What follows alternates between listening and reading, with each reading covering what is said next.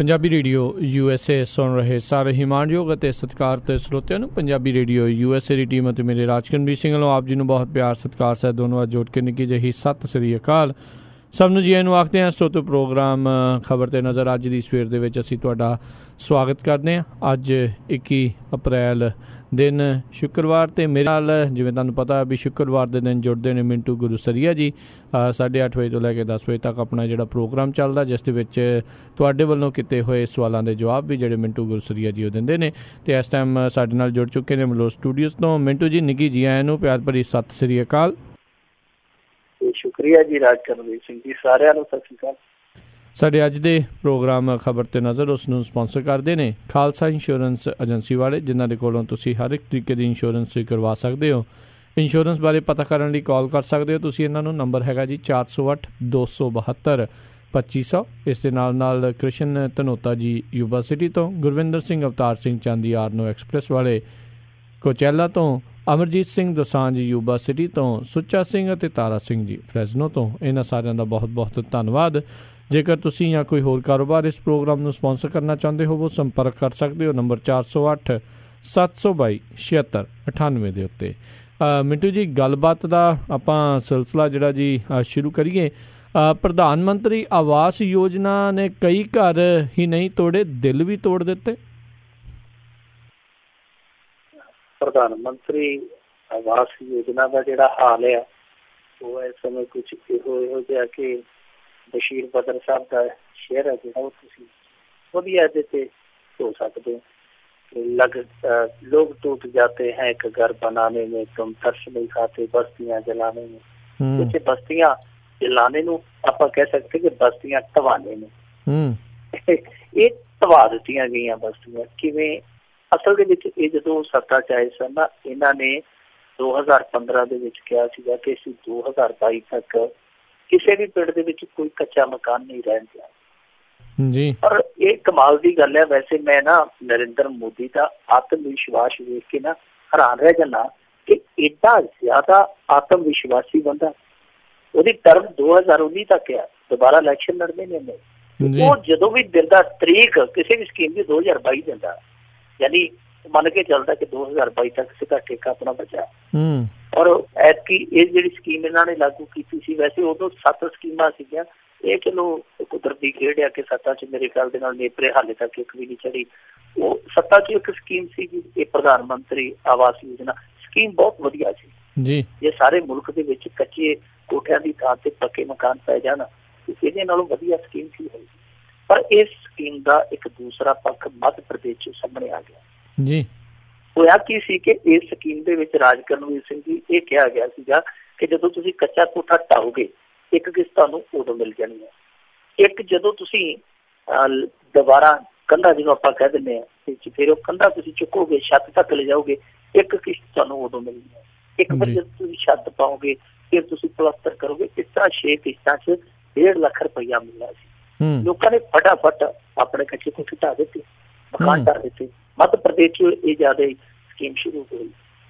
ਜਦੋਂ ਉਹਨਾਂ ਨੇ ਢਾ ਦਿੱਤੇ ਕਈਆਂ ਨੂੰ ਕਿਸ਼ਤ ਮਿਲੀ ਵੀ ਹੈ, ਇਹ ਨਹੀਂ ਕਿ ਕਿਸੇ ਨੂੰ ਕਿਸ਼ਤ ਨਹੀਂ ਮਿਲੀ। ਕਿਸੇ ਨੂੰ ਇੱਕ ਮਿਲੀ, ਕਿਸੇ ਨੂੰ ਛੱਤ ਤੱਕ ਜਾਂਦੇ 2 ਵੀ ਮਿਲ ਗਈਆਂ। ਪਰ ਬਾਅਦ ਦੇ ਵਿੱਚ ਹੋਇਆ ਇਹ ਕਿ ਅਚਾਨਕ ਇਹਨਾਂ ਨੇ ਸ਼ਰਤਾਂ ਬਦਲ ਦਿੱਤੀਆਂ। ਪਹਿਲਾਂ ਤਾਂ ਇਹ ਕਿਹਾ ਗਿਆ ਸੀ ਕਿ ਜਿਹਦਾ ਵੀ ਕੱਚਾ ਕੋਠਾ ਹੈ ਉਹ ਇਸ ਸਕੀਮ ਦੇ ਵਿੱਚ ਆ ਜਾਏਗਾ। ਬਾਅਦ ਦੇ ਵਿੱਚ ਇਹਨਾਂ ਨੇ ਹੁਣ ਇਹ ਹੁਕਮ ਜਾਰੀ ਕਰ ਦਿੱਤੇ ਕਿ ਜਿਹਦੇ ਘਰ ਮੋਟਰਸਾਈਕਲ ਵੀ ਹੈ ਜਾਂ ਜਿਹਦੇ ਘਰ ਫਰਿੱਜ ਵੀ ਹੈ ਜਾਂ ਕਿਸੇ ਦੇ ਘਰੇ ਕੋਈ ਟੈਲੀਫੋਨ ਲੱਗਾ ਤਾਂ ਉਹ ਬੰਦਾ ਇਸ ਸਕੀਮ ਦੇ ਵਿੱਚ ਹਿੱਸਾ ਨਹੀਂ ਲੈ ਸਕਦਾ। ਉਹ ਬੰਦਾ ਇਸ ਸਕੀਮ ਦਾ ਲਾਭਪਾਤਰੀ ਹੈ। ਹੁਣ ਕਮਾਲ ਦੀ ਗੱਲ ਆ ਰਾਜਕਨਵੀਰ ਸਿੰਘ ਜੀ, ਇਸ ਮੁਲਕ ਦੇ ਵਿੱਚ ਮੇਰੇ ਖਿਆਲ ਦੇ ਨਾਲ ਜਿਹਦੇ ਕੋਲ ਗੁੱਲੀ ਵੀ ਨਹੀਂ, ਜਿੱਲੀ ਵੀ ਨਹੀਂ, ਜਿਹਦੇ ਕੋਲ ਕੱਖ ਵੀ ਨਹੀਂ, ਰੋਟੀ ਵੀ ਨਹੀਂ ਗੀ, ਰੋਟੀ ਵੀ ਨਹੀਂ, ਉਹਦੇ ਕੋਲ ਵੀ ਮੋਬਾਇਲ ਹੈਗਾ, ਟੈਲੀਫੋਨ ਉਹਦੇ ਕੋਲ ਵੀ ਹੈਗਾ, ਫਰਿੱਜ ਆਮ ਬੰਦੇ ਕੋਲ ਆ, ਆਮ ਬੰਦੇ ਕੋਲ। ਔਰ ਸਾਈਕਲ, ਮੋਟਰਸਾਈਕਲ, ਇਹਨਾਂ ਨੇ ਇਹੋ ਜਿਹੀਆਂ ਸ਼ਰਤਾਂ ਰੱਖ ਦਿੱਤੀਆਂ, ਉਹ ਆਮ ਬੰਦੇ ਕੋਲ ਆ। ਹੁਣ ਸਾਰੇ ਬਾਹਰ ਹੋ ਗਏ, ਕੋਈ ਵਿਰਲਾ ਹੀ ਹੋਣਾ। ਹੁਣ ਤੇ ਲੋਕੀ ਇੱਥੋਂ ਤੱਕ ਕਹੀ ਜਾਂਦੇ ਕਿ ਚਿੜੀਆਂ ਜਨੌਰ ਹੀ ਰਹਿ ਗਏ ਹੁੰਦੇ ਸਕੀਮ ਦੀ, ਅੱਧਾ ਤਾਂ ਕੋਈ ਰਹਿ ਗਿਆ ਨਹੀਂ ਹੋਣਾ। ਅਸਲ ਦੇ ਵਿੱਚ ਇਹ ਬਰਬਾਦੀ ਦਾ ਆਲਮ ਹੈ ਕਿ ਜਿਹੜੇ ਬੰਦਿਆਂ ਨੇ ਕੱਚੇ ਮਕਾਨ ਢਾਏ ਉਹਨਾਂ ਦੇ ਕੋਲ ਹੈ ਵੀ ਇੱਕ ਸੀ, ਉਹ ਢਾਹ ਕੇ ਬਹਿ ਗਏ ਜਾਂ ਸ਼ੋਅ ਕੇ ਬਹਿ ਗਏ इन्हां ने राह दे विच जाके पल्ला चढ़ा लिया। वो हुण ना गांह जोगे है ना पिछां जोगे है। इत्थों तक कि एक मुंडा ਉਹਦਾ पोलियो नाल शरीर थलड़ा जिहड़ा मारिया होया, ਉਹਦੀ मां ते ਉਹ ਦੋਨੇ ਰਹਿੰਦੇ ਆ। ਉਹ ਨਾ उधर जाण जोगे ना उधर जाण जोगे। मां उस लूले लंगड़े ਨੂੰ कित्थे लैके चली गई, ਉਹਦੇ ਕੋਲ ਕੋਈ ਛੱਤ ਹੀ नहीं रही। इसे तरह एक बंदा टैलीविजन चैनल च दसन दिया सी, वो 60-70 साल की उम्र च वो कहंदा कि मैं विआह नहीं भी कराया, मैं भी नरेंद्र मोदी वांगू उंज ही तुरिया फिरदा सी।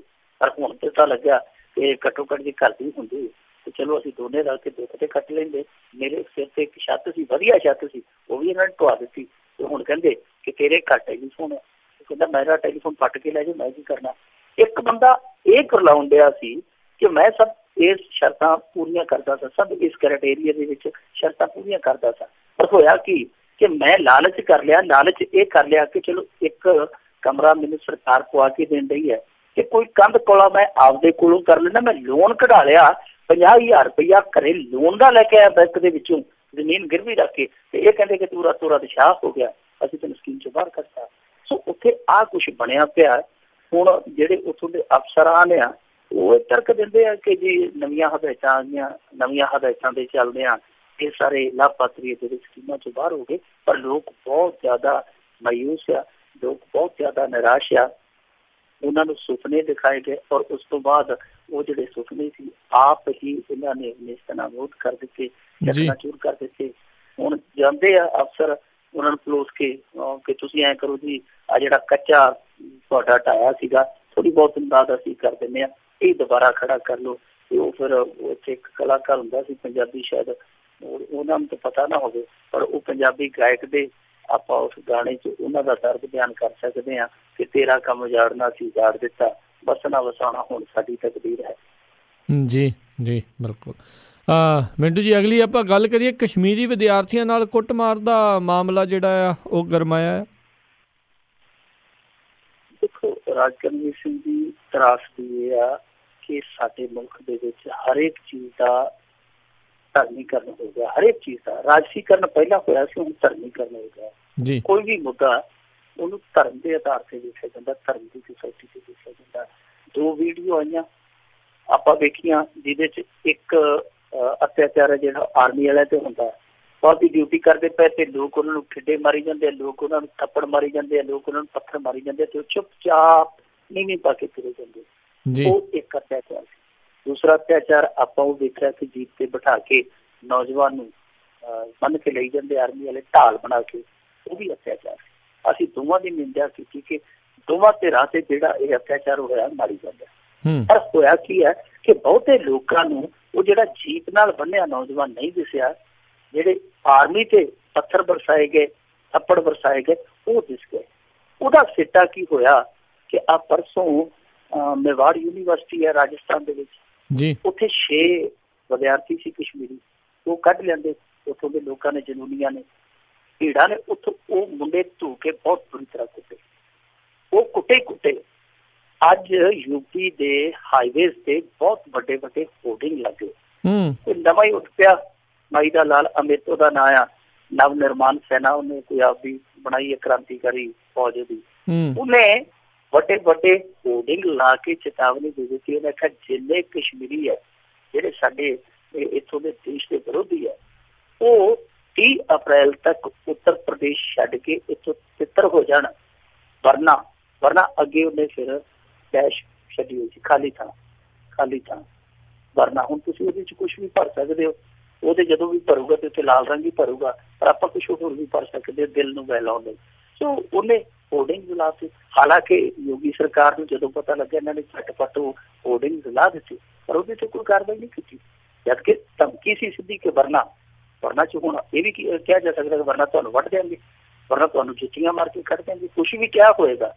ਪਰ ਹੋਰਡਿੰਗ ਜਿਹੜੇ ਲਾਉਣੇ ਆ ਉਹਦੇ ਕੋਲ ਤੇ ਕੋਈ ਇਹੋ ਜਿਹੀ ਅਥਾਰਟੀ ਨਹੀਂ ਕਿ ਉਹ ਦੇਸ਼ ਦੇ ਇੱਕ ਨਾਗਰਿਕ ਨੂੰ ਕਹੇ ਕਿ ਇਸ ਰਾਜ ਦੇ ਵਿੱਚੋਂ ਨਿਕਲ ਜਾ, ਜਦਕਿ ਇਸ ਦੇਸ਼ ਦਾ ਵਸਿੰਦਾ, ਕੋਈ ਵੀ ਵਸਿੰਦਾ, ਚਾਹੇ ਕਸ਼ਮੀਰ ਦਾ ਚਾਹੇ ਕੰਨਿਆ ਕੁਮਾਰੀ ਦਾ, ਉਹ ਇੱਕ ਮੌਲਿਕ ਅਧਿਕਾਰ ਰੱਖਦਾ ਕਿ ਇਸ ਮੁਲਕ ਚੋਂ ਕਿਤੇ ਵੀ ਜਾ ਸਕਦਾ, ਕਿਤੇ ਵੀ ਕੰਮ ਕਰ ਸਕਦਾ। ਜੀ ਇਹ ਮੌਲਿਕ ਅਧਿਕਾਰਾਂ ਨੂੰ ਵੀ ਹੱਥ ਪਾਉਣ ਲੱਗ ਪਿਆ। ਜਦੋਂ ਇਹ ਮਾਹੌਲ ਬਹੁਤ ਜ਼ਿਆਦਾ ਤਣਾਅਪੂਰਨ ਹੋਇਆ, ਉਸ ਸਮੇਂ ਫਿਰ ਕੇਂਦਰੀ ਗ੍ਰਹਿ ਮੰਤਰੀ ਰਾਜਨਾਥ ਸਿੰਘ ਨੂੰ ਆਪ ਬਿਆਨ ਦੇਣਾ ਪਿਆ। ਉਹਨੇ ਆਖਿਆ ਕਸ਼ਮੀਰੀ ਇਹ ਬਗਾਨੇ ਨੇ, कश्मीरी साडे बच्चे आ, साडे बच्चों की सुरक्षा करनी साडा फर्ज आ। जे किसी ने इन्हां नाल कोई वधीकी कीती उन्हां दे खिलाफ सख्त कार्रवाई होगी। पर ये धर्म के नाम से भड़कियां हुई भीड़ा इन्हां दा कोई पता थोड़ी है। साडे पंजाब दे विच कश्मीरी नौजवान कुटते सीगे दो, पर उदों प्रकाश सिंह बादल ने बेशक 4-5 दिन ते गौलिया नहीं सी मसला, पर जो कश्मीरी मुख मंत्री उदों हुंदा सी मेरे ख्याल दे नाल अब्दुल्ला ने जो पहुंच की इन्हां ने नाल दी नाल बंदे फड़ गए सी।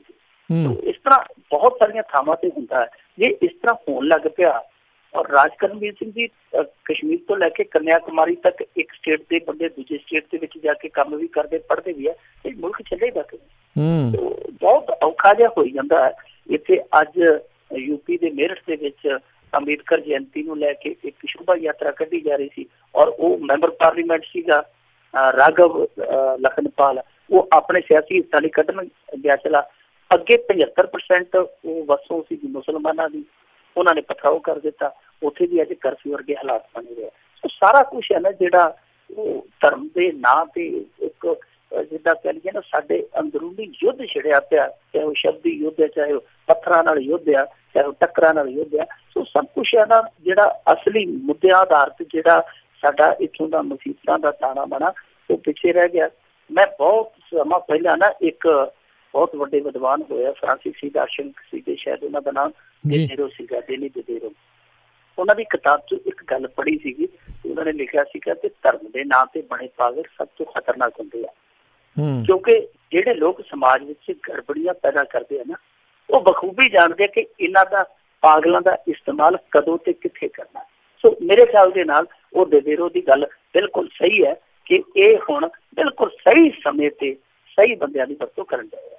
जी जी तो मिंटू जी अगली आपां गल करिए भी मशहूर व्यंगकार नूं आंध्र प्रदेश दे मुख मंत्री ते ओहदे मुंडे दे उत्ते टिप्पणियां करन दे लई जेल दे विच भेजिया गया।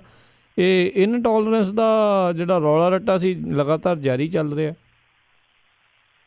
इंटॉलरेंस ते फिर हुण हाले भी जे कह के इंटॉलरेंस है नहीं तो फिर समझना पवेगा कि इत्थे सब कुछ ठीक है पर सब कुछ था क्या। ठीक है ठाक है, ये ठाक वाला ठीक सब कुछ है जो ठाक करके दिता जाता, ठा टप्पा कर दिता जाता। टॉलरेंस किन्नी को है तुसीं आप ही अंदाजा ला लो कि अज 2 वाकिया होए। संखेप दे विच मैं जे दसां कि बहुत मशहूर एक्टर है कमल हसन। कमल हसन चाची 420 गिरफ्तार इहो जिहियां बड़ियां फिल्मां कीतियां ने। कमल हसन ते मामला दर्ज हो गया, उन्हें महाभारत नूं लैके कोई टिप्पणी कीती सी। महाभारत नूं कोई मिथिहास मनदा, कोई उहदे नाल आस्था जोड़दा, कुछ भी है, पर एक एक्टर ने कोई सवाल किया तो उहदे ते मामला दर्ज हो गया। पटीशन उहदे खिलाफ जिहड़ी है दर्ज की गई कोर्ट के विच। वो देख लो कि मसला एक वड्डा एक्टर है जिहड़ा वो भी अपनी गल खुल के नहीं कह सकता। इत्थे आमिर खान ने सिर्फ इन्नी गल कही सी कि एक वेला इहो जिहा आ गया कि मेरी घर वाली कहती कि आपां एक बच्चे लैके ते बाहर किते चले जाइए। दिल की गल कही, उन्हें दिल का बलबला साझा किया। बलबला की साझा किया उहदे ते गुलाम ही कढ़ दिते सी इन्हां ने। ओमपुरी ने इन्नी गल आखी सी कि किसी फौजी के कनपट्टी ते कोई पिस्तौल रख के उस रास्ते नहीं जाता, अपनी लोड़ नूं जाता। ते इन्ने च उस बजुर्ग बंदे दे इन्हां ने जो पोतड़े खोले सन सानूं सब नूं पता है कित्थे आ। पर जे पुछ लो ये कहते जी कि असहनशीलता की गल करने वाले जिहड़े लोग देश विरोधी है। ये जिहड़ी घटना है ना आंध्र प्रदेश की, ਇਹਦੇ ਵਿੱਚ ਇਹ ਆ ਕਿ ਬਹੁਤ ਇੱਕ ਵੱਡਾ ਰਾਜਨੀਤਿਕ व्यंगकार है ਉੱਥੋਂ ਦਾ ਰਵੀ ਕਿਰਨ। ਉਹਨੇ ਫੇਸਬੁੱਕ ਤੇ ਨਾ ਇੱਕ ਪੇਜ ਬਣਾਇਆ ਹੋਇਆ ਪੋਲੀਟੀਕਲ ਪੰਚ, ਜਾ ਕੇ ਤੁਸੀਂ ਦੇਖੋ ਜੇ ਕੋਈ ਵੀ ਫੇਸਬੁੱਕ ਚਲਾਉਂਦਾ ਪੋਲੀਟੀਕਲ ਪੰਚ ਹੈ। ਹਾਲਾਂਕਿ ਉਹ ਤੇਲਗੂ ਭਾਸ਼ਾ 'ਚ ਲਿਖਦੇ ਆ, ਕੈਪਸ਼ਨ ਜਿਹੜੀ ਤੇਲਗੂ ਭਾਸ਼ਾ 'ਚ ਲਿਖਦੇ ਆ, ਪਰ ਜਿਹੜੀਆਂ ਫੋਟੋਆਂ ਤੁਸੀਂ ਦੇਖੋਗੇ ਵੀਡੀਓਜ਼ ਦੇਖੋਗੇ ਨਾ ਉਹ ਸਾਰੀਆਂ ਇਸ ਤਰ੍ਹਾਂ ਦੀਆਂ ਕਿ ਜਿਸ ਤਰ੍ਹਾਂ ਕਾਰਟੂਨ ਟਾਈਪ ਦੀਆਂ एडिट कीतियां होंदियां। ते उहदे च ज़्यादा निशाना बनाउंदा चंद्र बाबू नायडू जिहड़ा मुख मंत्री है, जिहड़ा उहदा मुंडा लोकेश है उहनूं जां उहदियां जिहड़ियां होर नाल दीयां जिहड़ियां उहदियां सियासी हस्तियां उहनां नूं निशाना बना के वो इस तरह दीयां फोटोआं पाउंदा, कार्टून पाउंदा, कैप्शन लिखदा। हालांकि मैनूं कैप्शन तो समझ नहीं आई तेलगू च की लिखी है, पर वो फोटोआं इस तरह दीयां ने जिस तरह दीयां आपां कार्टून देखदे आ, कोई बोलदा कोई उहदी काट करदा। सो इस टाइप दी ਉਹਨੂੰ ਲੈ ਕੇ ਚੰਦਰਬਾਬੂ ਨਾਇਡੂ ਹੋਰਾਂ ਨੇ ਤੇ ਕੋਈ ਕਾਰਵਾਈ ਨਹੀਂ ਕੀਤੀ, ਪਰ ਕਿਉਂਕਿ ਬੰਦਾ ਇਹਨਾਂ ਦੀ ਅੱਖ 'ਚ ਰੜਕਦਾ ਸੀਗਾ, ਇਹਨਾਂ ਨੇ ਜਿਹੜੀ ਕਾਰਵਾਈ ਹੈ ਬੜੇ ਉਹ ਚਤੁਰਾਨਾ ਤਰੀਕੇ ਦੇ ਨਾਲ ਕਰਵਾਈ ਹੈ ਕਿ ਜਿਹੜਾ ਇਹਨਾਂ ਦਾ ਹਾਊਸ ਹੈ, ਵਿਧਾਨ ਪਰਿਸ਼ਦ ਹੈ, ਉਹਦਾ ਜਿਹੜਾ ਮੁਖੀ ਹੈ ਉਹਦੇ ਤੋਂ ਸਿਫਾਰਿਸ਼ ਕਰਵਾ ਕੇ ਪੁਲਿਸ ਵਾਲਿਆਂ ਨੇ FIR ਦਰਜ ਕਰਵਾ ਦਿੱਤੀ ਹੈ। ਰਵੀ ਕਿਰਨ ਨੂੰ ਗ੍ਰਿਫਤਾਰ ਕਰ ਲਿਆ ਗਿਆ। ਰਵੀ ਕਿਰਨ ਦੇ ਖਿਲਾਫ FIR ਦਰਜ ਕੀਤੀ ਗਈ ਹੈ। ਹੁਣ ਰਵੀ ਕਿਰਨ ਤੇ ਮੁਕੱਦਮਾ ਚੱਲੇਗਾ। ਇਹੋ ਜਿਹੀਆਂ ਸਥਿਤੀਆਂ ਸਾਡੇ ਇੱਥੇ ਪਹਿਲਾਂ ਵੀ ਆ ਚੁੱਕੀਆਂ। ਇੱਕ ਕਾਰਟੂਨਿਸਟ ਸੀਗਾ, ਉਹਨੇ ਟਾਇਲਟ ਸੀਟ ਬਣਾ ਕੇ ਉੱਤੇ ਭਾਰਤ ਦੀ ਅਸੈਂਬਲੀ ਬਣਾ ਦਿੱਤੀ ਸੀ, ਬੜਾ ਰੌਲਾ ਪਿਆ ਸੀ ਔਰ ਮਾਮਲਾ ਅਦਾਲਤ ਵਿੱਚ ਚਲੇ ਗਿਆ ਸੀ। ਉਸ ਸਮੇਂ ਸੁਪਰੀਮ ਕੋਰਟ ਨੇ ਕਿਹਾ ਸੀਗਾ ਕਿ ਤੁਸੀਂ ਕਲਾ ਨੂੰ ਇਸ ਤਰ੍ਹਾਂ ਬੰਨ ਨਹੀਂ ਸਕਦੇ, ਕਲਾਕਾਰ ਨੂੰ ਖੁੱਲ੍ਹਾ ਛੱਡ ਦਿਓ, ਉਹ ਕੀ ਕਰਨਾ ਚਾਹੁੰਦਾ, ਕੀ ਲਿਖਣਾ ਚਾਹੁੰਦਾ, ਉਹ ਫੈਸਲਾ ਕਰੇ। ਜੇ ਤੁਸੀਂ ਪਬਲਿਕ ਫਿਗਰ ਹੋ ਤੇ ਤੁਹਾਨੂੰ ਇੰਨੀ ਕੁ ਸਹਿਣਸ਼ੀਲਤਾ ਰੱਖਣੀ ਚਾਹੀਦੀ। ਅਸੀਂ ਦੇਖਦੇ ਹਾਂ ਰਾਜ ਕਰਨਵੀਰ ਸਿੰਘ ਜੀ ਜਿਹੜੇ ਕੈਥੋਲਿਕ ਪਾਦਰੀ ਆ ਜੀ, ਇਹਨਾਂ ਦੇ ਜਿਹੜੇ ਕਾਰਨ ਨੇ ਇਹਨਾਂ ਤੇ ਫਿਲਮਾਂ ਬਣੀਆਂ ਹੋਈਆਂ। ਬਿਲਕੁਲ ਆ ਪਿੱਛੇ ਜੇ ਇੱਕ ਪਤਾ ਨਹੀਂ ਕਾਰਟੂਨਿਸਟ ਸੀਗਾ ਜਾਂ ਫੋਟੋਗ੍ਰਾਫਰ, ਉਹ ਇਸ ਤਰ੍ਹਾਂ ਈਸਾ ਮਸੀਹ ਨੇ ਡੰਡਾ ਚੱਕਿਆ ਤੇ ਪੋਪ ਉਹਦੇ ਮੋਹਰੇ ਲਾ ਕੇ ਭੱਜਣ ਡਿਆ। ਤੇ ਮੈਂ ਕਹਿੰਦਾ ਕਿ ਜੇ ਸਾਡੇ ਇੱਥੇ ਕਿਸੇ ਨੇ ਇਸ ਤਰ੍ਹਾਂ ਦੀ ਕੋਈ ਤਸਵੀਰ ਬਣਾਈ ਹੋਵੇ, ਮੇਰੇ ਖਿਆਲ ਦੇ ਨਾਲ ਨਾ ਉਹ ਕਲਮ ਬਚੇਗੀ ਤੇ ਨਾ ਕਲਮ ਚਲਾਉਣ ਵਾਲਾ ਹੱਥ ਬਚੇਗਾ, ਫਿੱਟੀ ਕਰ ਦੇਣਗੇ। ਸੋ ਮੇਰੇ ਖਿਆਲ ਦੇ ਨਾਲ ਕਲਾਕਾਰ ਨੂੰ ਛੱਡ ਦੇਣਾ ਚਾਹੀਦਾ ਖੁੱਲ੍ਹਾ। ਇਹ ਠੀਕ ਆ ਕਿ ਕਈ ਵਾਰੀ ਕਲਾ ਜ਼ਿਆਦਾ ਬੇਮੁਹਾਰੀ ਹੋ ਜਾਏ ਤੇ ਉਹ ਗੁਨਾਹ ਵੀ ਕਰਨ ਲੱਗ ਜਾਂਦੀ, ਹਿਮਾਕਤ ਵੀ ਕਰਨ ਲੱਗ ਜਾਂਦੀ, ਸ਼ਰਾਰਤ ਵੀ ਕਰਨ ਲੱਗ ਜਾਂਦੀ, ਸਾਜ਼ਿਸ਼ ਵੀ ਕਰਨ ਲੱਗ ਜਾਂਦੀ ਹੈ। ਤਾਂ ਉਹਦਾ ਤੋੜ ਇਹ ਆ ਕਿ ਤੁਸੀਂ ਇਹਨੂੰ ਚੇਤਾਵਨੀ ਦੇ ਸਕਦੇ ਹੋ। ਤੁਸੀਂ ਉਹਨੂੰ ਪਹਿਲਾਂ ਚੇਤਾਵਨੀ ਦਿਓ, ਵਾਰਨ ਕਰੋ ਕਿ ਜਿਹੜੀਆਂ ਤੁਹਾਡੀਆਂ ਸੀਮਾਵਾਂ, ਤੁਹਾਡੀਆਂ ਜਿਹੜੀਆਂ ਮਰਿਆਦਾਵਾਂ ਹੈ, ਤੁਸੀਂ ਉਹਨਾਂ ਨੂੰ ਉਲੰਘ ਰਹੇ ਹੋ। ਤਾਂ ਮੇਰੇ ਖਿਆਲ ਦੇ ਨਾਲ ਬੈਟਰ ਹੋਏਗਾ ਨਾ ਕਿ ਤੁਸੀਂ ਬਸ ਇਹ ਕਿ ਤੁਸੀਂ ਉਹਦੇ ਖਿਲਾਫ ਮੁਕੱਦਮਾ ਦਰਜ ਕਰਕੇ ਉਹਨੂੰ ਮੋੜ ਕੇ ਦੇ ਸੋ। ਹਾਲਾਂਕਿ ਰਵੀ ਕਿਰਨ ਦਾ ਮੁਕੱਦਮਾ ਮੇਰੇ ਖਿਆਲ ਦੇ ਨਾਲ ਹਾਈ ਕੋਰਟ 'ਚ ਜਾਂ ਸੁਪਰੀਮ ਕੋਰਟ 'ਚ ਜਦੋਂ ਜਾਏਗਾ ਟਿਕੇਗਾ ਨਹੀਂ, ਪਰ ਇੱਕ ਵਾਰੀ ਉਹ ਜਿਹੜੀ ਕਲਮ ਹੈ ਉਹ ਤੋੜ ਮਰੋੜ ਕੇ ਸੁੱਟ ਦਿੱਤੀ ਗਈ ਹੈ। ਰਵੀ ਕਿਰਨ ਜਿਸ ਤਰੀਕੇ ਨਾਲ ਨਿਸ਼ਾਨੇ ਲਾਉਂਦਾ, ਉਹ ਮੰਨਿਆ ਜਾਂਦਾ ਕਿ ਇਹਨਾਂ ਦੀ ਪਾਰਟੀ ਦੇ ਪਿੱਛੇ ਹੋ ਸਕਦਾ ਉਹ ਖਾਸ ਤੌਰ ਤੇ ਪਿਆ ਹੋਵੇ। ਪਰ ਮੈਂ ਫਿਰ ਕਹਿਣਾ ਕਿ ਜੇ ਕੋਈ ਗਲਤੀ ਕਰਦਾ ਸੀ ਤੇ ਉਹਦੇ ਲਈ ਉਹਨੂੰ ਇੱਕ ਵਾਰਨਿੰਗ ਦਿੱਤੀ ਜਾ ਸਕਦੀ ਸੀ। ਜੇ ਕੋਈ ਫਿਰ ਵੀ ਗਲਤੀ ਕਰਦਾ ਸੀ ਤੇ ਫਿਰ ਉਹਦੇ ਲਈ ਆਹ ਹੱਲ ਹੈਗਾ ਸੀ, ਪਰ ਪਹਿਲੀ ਸੱਟੇ ਕਰ ਦੇਣਾ ਹੱਲ, ਉਹ ਇੱਕ ਵਾਰੀ ਫਿਰ ਉੱਥੇ ਆ ਗਿਆ। ਸਹਿਣਸ਼ੀਲਤਾ ਅਸਹਿਣਸ਼ੀਲਤਾ ਇਸ ਦੇਸ਼ ਦੇ ਵਿੱਚ ਦੋਵੇਂ ਆਪੋ ਵਿੱਚ ਕਿੰਨੀਆਂ ਕੁ ਗੂੜਾ ਰਿਸ਼ਤਾ ਰੱਖਦੀਆਂ, ਇਹ ਆਪਾਂ ਨੂੰ ਇਸ ਘਟਨਾ ਤੋਂ ਇੱਕ ਵਾਰ ਫਿਰ ਪਤਾ ਲੱਗਿਆ। ਜੀ ਜੀ ਜੀ ਅਗਲੀ ਆਪਾਂ ਮਿੰਟੂ ਜੀ ਗੱਲਬਾਤ ਕਰੀਏ। ਸੁਪਰੀਮ ਕੋਰਟ ਨੇ ਕੋਹੀਨੂਰ ਸੰਬੰਧੀ ਪਟੀਸ਼ਨ ਜਿਹੜੀ ਹੈ ਜੀ ਰੱਦ ਕਰ ਦਿੱਤੀ ਹੈ। ਸਾਡੇ ਪੰਜਾਬੀ ਚ ਆਂਦੇ ਨਹੀਂ ਹੁੰਦੇ ਕਿ ਰੱਬਾ ਰਿਜ਼ਕ ਨਾ ਦੇਵੀ ਪਕਾਉਣਾ ਪਊ। ਸਾਡੇ ਲੋਕ ਤੇ ਪਹਿਲਾਂ ਕਹਿੰਦੇ ਸੀ ਕੋਹੀਨੂਰ ਨਾ ਹੀ ਆਵੇ, ਇਹਨਾਂ ਨੇ ਤੇ ਕੋਹੀਨੂਰ ਪਾਉਣ ਲਈ ਬਹੁਤ ਕੁਛ ਖੋ ਦੇਣਾ, ਇਸ ਦੇਸ਼ ਦਾ ਹੋਰ ਬਹੁਤ ਕੁਛ ਖਵਾ ਦੇਣਾ। ਇਹਨਾਂ ਨੇ ਤੇ ਕੋਹੀਨੂਰ ਹੈ ਜਿਹੜਾ ਚੱਕ ਜਾਣਾ। ਵੈਸੇ ਹੀਰਾ ਚੱਟਿਆ ਕਹਿੰਦੇ ਆ ਬੰਦੇ ਦੀ ਮੌਤ ਹੋ ਜਾਂਦੀ ਹੈ, ਪਰ ਲੋਕੀ ਕਹਿੰਦੇ ਸੀ ਨਹੀਂ ਇਹਨਾਂ ਚੱਟ ਜਾਣਾ ਕਿਉਂਕਿ ਇਹਨਾਂ ਦੇ ਅੰਦਰ ਬਹੁਤ ਜ਼ਹਿਰ ਹੈ। ਕੋਹੀਨੂਰ ਬਾਰੇ ਸੁਪਰੀਮ ਕੋਰਟ ਦੇ ਵਿੱਚ ਪਟੀਸ਼ਨ ਚੱਲਦੀ ਸੀ, ਕਾਫੀ ਲੰਮੇ ਸਮੇਂ ਤੋਂ ਚੱਲ ਰਹੀ ਸੀਗੀ। ਮੇਰੇ ਖਿਆਲ ਦੇ ਨਾਲ ਪਿਛਲੇ ਸਾਲ ਇਹ ਕੋਹੀਨੂਰ ਵਾਲਾ ਰੌਲਾ ਪਿਆ ਸੀ, ਜਦੋਂ ਸਾਰੇ ਹੀ ਦਾਅਵਾ ਕਰਨ ਲੱਗ ਪਏ ਸੀ। ਉਧਰੋਂ ਪਾਕਿਸਤਾਨ 'ਚ ਵੀ ਇੱਕ ਦਾਅਵਾ ਹੋ ਗਿਆ, ਸਿੱਖਾਂ ਨੇ ਵੀ ਆਪਦਾ ਦਾਅਵਾ ਕਰ ਦਿੱਤਾ, ਸ਼੍ਰੋਮਣੀ ਗੁਰਦੁਆਰਾ ਪ੍ਰਬੰਧਕ ਕਮੇਟੀ ਨੇ ਵੀ ਦਾਅਵਾ ਕਰ ਦਿੱਤਾ, ਸੋਮਨਾਥ ਮੰਦਿਰ ਵਾਲਿਆਂ ਨੇ ਵੀ ਦਾਅਵਾ ਕਰ ਦਿੱਤਾ। ਇਸ ਤਰ੍ਹਾਂ ਕਈ ਦਾਅਵੇ ਹੋ ਗਏ ਸਨ ਇੱਕੋ ਵਾਰੀ ਜਦੋਂ ਇਹ ਮਾਮਲਾ ਪਿਆ। ਪਰ ਸੁਪਰੀਮ ਕੋਰਟ ਨੇ ਸਾਫ਼ ਕਰ ਦਿੱਤਾ, ਉਹ ਕਹਿੰਦੇ ਕਿ ਇਸ ਪਟੀਸ਼ਨ ਤੇ ਅੱਗੇ ਸੁਣਵਾਈ ਦੀ ਜ਼ਰੂਰਤ ਨਹੀਂ। ਕੇਂਦਰ ਨੇ ਜੋ ਕਿਹਾ ਉਹ ਠੀਕ ਹੈ, ਮੰਨਣਯੋਗ ਆ, ਅਸੀਂ ਉਹਦੇ ਤੇ ਸੰਤੁਸ਼ਟ ਹਾਂ, ਪ੍ਰਸੰਨ ਹਾਂ।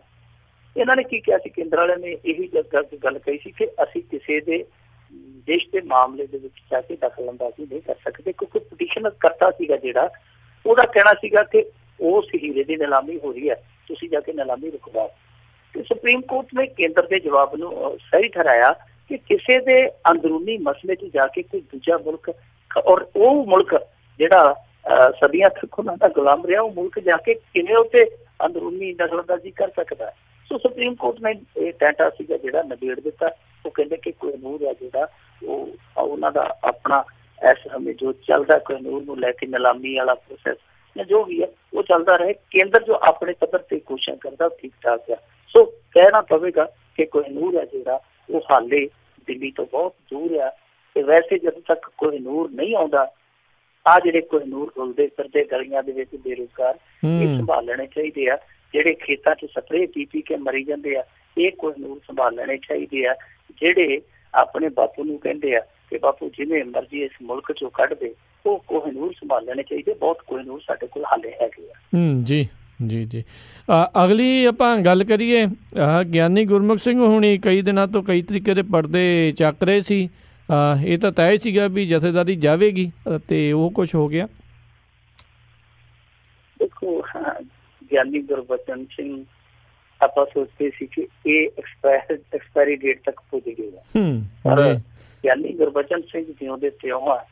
ਗਿਆਨੀ ਗੁਰਮੁਖ ਸਿੰਘ ਜਿਹੜੇ ਉਹ ਅੱਜ ਸੇਵਾ ਤੋਂ ਲੰਬੇ ਕਰ ਦਿੱਤੇ ਗਏ, ਸੇਵਾ ਤੋਂ ਮੁਕਤ ਕਰ ਦਿੱਤੇ ਗਏ, ਸੇਵਾ ਤੋਂ ਮੁਕਤ ਕਰ ਦਿੱਤੇ ਗਏ ਆ, ਜਾਂ ਇਹ ਕਹਿ ਲਿਆ ਜਾਵੇ ਕਿ ਸੇਵਾ ਕਰਨ ਜੋਗੇ ਛੱਡੇ ਨਹੀਂ ਗਏ। ਸੇਵਾ ਜਿਸ ਤਰ੍ਹਾਂ ਦੀ ਉਹਨਾਂ ਕੀਤੀ, ਉਹਨਾਂ ਦੀ ਸੇਵਾ ਵਿਵਾਦਤ ਰਹੀ, ਔਰ ਅੰਤਲੇ ਪੜਾਅ ਤੇ ਆ ਕੇ ਇਹਨਾਂ ਨੇ ਜੋ ਕੁਛ ਕਿਹਾ, ਮੈਂ ਕੱਲ ਵੀ ਕਿਹਾ ਸੀ, ਪਰਸੋਂ ਵੀ ਕਿਹਾ ਸੀ, ਮੈਂ ਕਿਹਾ ਉਹ ਜਿਹੜਾ ਸਮਾਂ ਹੁੰਦਾ ਨਾ, ਸੱਚ ਦਾ ਸਮਾਂ ਹੁੰਦਾ, ਜੇ ਉਹ ਖੁੰਝਾ ਦਈਏ ਮੁੜ ਕੇ ਸੱਚ ਬੋਲੀ ਵੀ ਜਾਈਏ ਤਾਂ ਉਸ ਸੱਚ ਦਾ ਵੱਟਿਆ ਕੁਛ ਨਹੀਂ ਜਾਂਦਾ। ਸੱਚ ਉਹੀ ਹੈ ਜਿਹੜਾ ਸਮੇਂ ਦੇ ਅਨੁਸਾਰ ਸਹੀ ਸਮੇਂ ਤੇ ਸਟੀਕਤਾ ਦੇ ਨਾਲ, ਬੇਬਾਕਤਾ ਦੇ ਨਾਲ, ਦਲੇਰਾਨਾ ਅੰਦਾਜ਼ ਤੇ ਬੋਲ ਦਿੱਤਾ ਜਾਵੇ। ਆਹੀ ਕੁਛ ਹੋਣਾ ਸੀ, ਹੋਰ ਤੇ ਕਿਹੜਾ ਕਿ ਪਹਾੜ ਡਿੱਗਣਾ ਸੀ, ਹੋਰ ਕਿਹੜਾ ਇਹਦਾ ਕੋਈ ਬਗੀਚਾ ਉਜੜ ਲੱਗਿਆ ਸੀ। ਜੇ ਇਹੋ ਸੱਚ 2015 ਦੇ ਸਤੰਬਰ ਮਹੀਨੇ 'ਚ ਬੋਲ ਦਿੰਦਾ ਗਿਆਨੀ ਗੁਰਮੁਖ ਸਿੰਘ, ਤੇ ਬੇਸ਼ੱਕ ਜਥੇਦਾਰ ਨਾ ਰਹਿੰਦਾ, ਮੇਰੇ ਖਿਆਲ ਦੇ ਨਾਲ ਜੋ ਦਿਲਾਂ 'ਚ ਬਣ ਕੇ ਰਹਿੰਦਾ ਉਹਦੇ ਨਾਲ ਦੀ ਰੀਸ ਹੀ ਹੈ ਨਹੀਂ। ਅੱਜ ਸੱਚ ਵੀ ਬੋਲਿਆ, ਪਰ ਸਭ ਕੁਛ ਲੁਟਾ ਕੇ ਬੋਲਿਆ, ਸਭ ਕੁਛ ਗਵਾ ਕੇ ਬੋਲਿਆ, ਤੇ ਕੱਖ ਵੀ ਨਹੀਂ ਅਗਲਿਆਂ ਨੇ ਮੁੱਲ ਪਾਇਆ। ਜਿਨ੍ਹਾਂ ਲਈ ਇੰਨਾ ਚਿਰ ਸੱਚ ਲੁਕਾ ਕੇ ਰੱਖਿਆ, ਉਹਨਾਂ ਨੇ 4 ਦਿਨ ਇਹਨੂੰ ਟਿਕਾ ਕੇ ਵੀ ਨਹੀਂ ਰੱਖਿਆ। ਅੰਤਰਿੰਗ ਮੈਂਬਰਾਂ ਦੀ ਮੀਟਿੰਗ ਹੋਈ, ਜਿਹੜੀ ਇਹਨਾਂ ਦੀ SPPC ਵਾਲਿਆਂ ਦੀ ਅੰਤਰਿੰਗ ਕਮੇਟੀ ਹੈ, ਉਹਦੇ 'ਚ ਫੈਸਲਾ ਹੋਇਆ ਕਿ ਗਿਆਨੀ ਗੁਰਮੁਖ ਸਿੰਘ ਨੂੰ ਚੱਕ ਦੇ। ਚਲੋ ਜੀ, ਨਾਲ ਦੀ ਨਾਲ ਦਸਤਖਤ ਹੋ ਗਏ, ਜਕਾਰਾ ਛੱਡਿਆ ਗਿਆ, ਹੋਊਗਾ। ਆਹੀ ਕੁਛ ਹੁੰਦਾ, ਪਹਿਲ ਹੁੰਦਾ, ਬਾਕੀ ਸਭ ਕੁਛ ਤੁਹਾਨੂੰ ਪਤਾ ਹੀ ਹੈ। ਸਕ੍ਰਿਪਟਡ ਹੈ, ਟੈਲੀਫੋਨ ਤੇ ਸਕ੍ਰਿਪਟ ਲਿਖੀ ਜਾਂਦੀ ਹੈ, ਉਸ ਸਕ੍ਰਿਪਟ ਨੂੰ ਪੜ੍ਹ ਕੇ ਜਕਾਰੇ ਵਾਲਿਆਂ ਦੇ ਵੀ ਨਾਂ ਤੈਅ ਹੁੰਦੇ ਆ, ਇਹਨੇ ਜਕਾਰਾ ਪਹਿਲਾਂ ਛੱਡਣਾ, ਇਹਨੇ ਦੂਜਾ, ਤੀਜਾ, ਚੌਥਾ, ਉਹ ਸਾਰਾ ਕੁਛ ਕਰਕੇ ਗਿਆਨੀ ਗੁਰਮੁਖ ਸਿੰਘ ਨੂੰ ਨਾ ਸਿਰਫ ਜਥੇਦਾਰੀ ਤੋਂ ਮੁਕਤ ਕੀਤਾ ਗਿਆ, ਬਲਕਿ ਹੈਡ ਗ੍ਰੰਥੀ ਦੇ ਤੌਰ ਤੇ ਜਿਹੜੀਆਂ ਇਹਦੀਆਂ ਸੇਵਾਵਾਂ ਸੀ ਉਹ ਵੀ ਠੱਪ ਕਰ ਦਿੱਤੀਆਂ ਗਈਆਂ, ਬੰਦ ਕਰ ਦਿੱਤੀਆਂ ਗਈਆਂ। ਇਹ ਸੁਣਨ ਦੇ ਵਿੱਚ ਆਇਆ ਸੀ ਮੈਨੂੰ ਸ਼ਾਮੀ ਜੇ ਕਿ ਧਮਤਾਣਾ ਸਾਹਿਬ ਜਿਹੜਾ ਹਰਿਆਣੇ 'ਚ ਗੁਰਦੁਆਰਾ, ਉੱਥੋਂ ਦੀ ਇਹਦੀ ਬਦਲੀ ਕਰ ਦਿੱਤੀ ਗਈ ਹੈ ਕਿ ਹੁਣ ਤੁਸੀਂ ਗਿਆਨੀ ਜੀ ਹਰਿਆਣੇ ਦੇ ਵਿੱਚ ਜਾ ਕੇ ਸੇਵਾ ਨਿਭਾਓ, ਪੰਜਾਬ 'ਚ ਤੁਸੀਂ ਬਹੁਤ ਸੇਵਾ ਕਰਨੀ ਹੈ। ਹਾਲਾਂਕਿ ਗਿਆਨੀ ਗੁਰਮੁਖ ਸਿੰਘ ਨੇ ਇਹ ਗੱਲ ਆਖੀ ਹੈ ਕਿ ਮੈਨੂੰ ਕੋਈ ਤਬਾਦਲੇ ਦੇ ਜਾਂ ਮੈਨੂੰ ਜਥੇਦਾਰੀ ਤੋਂ ਹਟਾਉਣ ਦੇ ਕੋਈ ਕਾਗਜ਼ ਪੱਤਰ ਹਾਲੇ ਮਿਲੇ ਨਹੀਂ। ਜਦੋਂ ਮਿਲ ਗਏ ਤੇ ਮੈਂ ਅਗਲਾ ਫੈਸਲਾ ਜਿਹੜਾ ਆਪਣੇ ਪੱਧਰ ਤੇ ਲਊਂਗਾ ਕਿ ਕੀ ਮੈਂ ਹਰਿਆਣੇ 'ਚ ਜਾਣਾ ਕਿ ਨਹੀਂ ਜਾਣਾ। ਕਿਤੇ ਵੀ ਜਾਵੇ, ਪਰ ਇੱਥੋਂ ਇੱਕ ਵਾਰੀ ਉਹਨਾਂ ਨੇ ਤੋੜ ਦਿੱਤਾ ਹੈ। ਇਹ ਲਗਾਤਾਰ ਤਖਤ ਸ਼੍ਰੀ ਦਮਦਮਾ ਸਾਹਿਬ ਦਾ ਦੂਜਾ ਜਥੇਦਾਰ ਆ ਜਿਹੜਾ ਇਸ ਤਰੀਕੇ ਨਾਲ ਹੀ ਰੁਖਸਤ ਹੋਇਆ। ਬਲਵੰਤ ਸਿੰਘ ਨੰਦਗੜ੍ਹ ਸੀਗਾ। ਬਲਵੰਤ ਸਿੰਘ ਨੰਦਗੜ੍ਹ ਵੈਸੇ ਚੰਗਾ ਰਿਹਾ ਆਪਣੇ ਪੱਧਰ ਤੇ, ਉਹ ਵੀ ਇਸੇ ਤਰ੍ਹਾਂ ਹੀ ਅੜਪਸ ਨਾਲ ਗਿਆ ਸੀਗਾ, ਪਰ ਉਹਦੇ ਨਾਲ ਵੀ ਜੋ ਸਲੂਕ ਕੀਤਾ ਗਿਆ ਸੀ, ਵਤੀਰਾ ਕੀਤਾ ਗਿਆ ਸੀਗਾ। ਤੁਹਾਨੂੰ ਯਾਦ ਹੋਣਾ ਆਖਰੀ ਪਲਾਂ ਦੇ ਵਿੱਚ, ਆਖਰੀ ਦੌਰ ਦੇ ਵਿੱਚ, ਜਦੋਂ ਬਲਵੰਤ ਸਿੰਘ ਨੰਦਗੜ੍ਹ ਨੇ ਕਿਹਾ ਕਿ ਠੀਕ ਹੈ, ਮੈਂ ਇਸ ਰਿਹਾਇਸ਼ ਤੇ ਬਹੁਤ ਚਿਰ ਰਿਹਾ, ਜੋ ਰਿਹਾਇਸ਼ ਮੈਨੂੰ ਦਿੱਤੀ ਸੀ ਕਮੇਟੀ ਨੇ, ਤੇ ਮੈਂ ਇਸ ਰਿਹਾਇਸ਼ ਦੇ ਵਿੱਚ ਅਖੰਡ ਪਾਠ ਕਰਾਉਣਾ, ਤੇ ਉਹਨੂੰ ਗੁਰੂ ਗ੍ਰੰਥ ਸਾਹਿਬ ਦੀ ਡੀਡ ਨਹੀਂ ਸੀ ਦਿੱਤੀ ਗਈ, ਜਾ ਕੇ ਮਸਤੂਆਣੇ ਚ ਡੀਡ ਲੈ ਕੇ ਆਇਆ ਸੀ।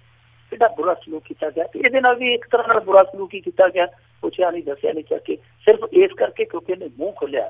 ਹੁਣ ਜੇ ਤੁਸੀਂ ਜਥੇਦਾਰ ਰਹਿਣਾ ਤੇ ਤੁਸੀਂ ਮੂੰਹ ਨੂੰ ਤੋਪੇ ਲਾ ਲਓ, ਬਸ ਇਹੀ ਹੈ। ਤੇ ਜਿਹੜਾ ਕਿਰਪਾਲ ਸਿੰਘ ਬਡੂੰਗਰ ਕੱਲ ਤੱਕ ਇਹ ਕਹਿੰਦਾ ਸੀਗਾ ਜਥੇਦਾਰਾਂ ਦਾ ਆਪਸੀ ਮਾਮਲਾ, ਅਸੀਂ ਵਿੱਚ ਪੈਣਾ ਹੀ ਨਹੀਂ, ਅੱਜ ਵਿੱਚ ਪੈ ਵੀ ਗਿਆ ਤੇ ਅੱਜ ਫੈਸਲੇ ਵੀ ਕਰ ਗਿਆ। ਗਿਆਨੀ ਗੁਰਬਚਨ ਸਿੰਘ ਜਿਹਦੇ ਤੇ ਸਾਰੇ ਦੋਸ਼ ਲੱਗਦੇ ਆ, ਉਹ ਉੱਥੇ ਜਿਉਂਦਾ ਤਿਉਂ ਬਣਿਆ ਪਿਆ। ਸੋ ਇਹ ਬੜਾ ਹਾਸੋਹੀਣਾ ਜਿਹਾ ਦ੍ਰਿਸ਼ ਆ ਕਿ ਜੇ ਬੋਲਿਆ ਤੇ ਉਹਨੂੰ ਪਾਸੇ ਕਰ ਦਿੱਤਾ। ਔਰ ਕਮਾਲ ਦੀ ਗੱਲ ਹੈ ਕਿ ਜੇ ਉਹਨੂੰ ਪਾਸੇ ਕੀਤਾ ਤੇ ਕੋਈ ਮੋਰੇ ਬੋਲਿਆ ਹੀ ਨਹੀਂ ਕਿ ਭਾਈ ਸੱਚ ਬੋਲਣਾ ਚ ਗੁਨਾਹ।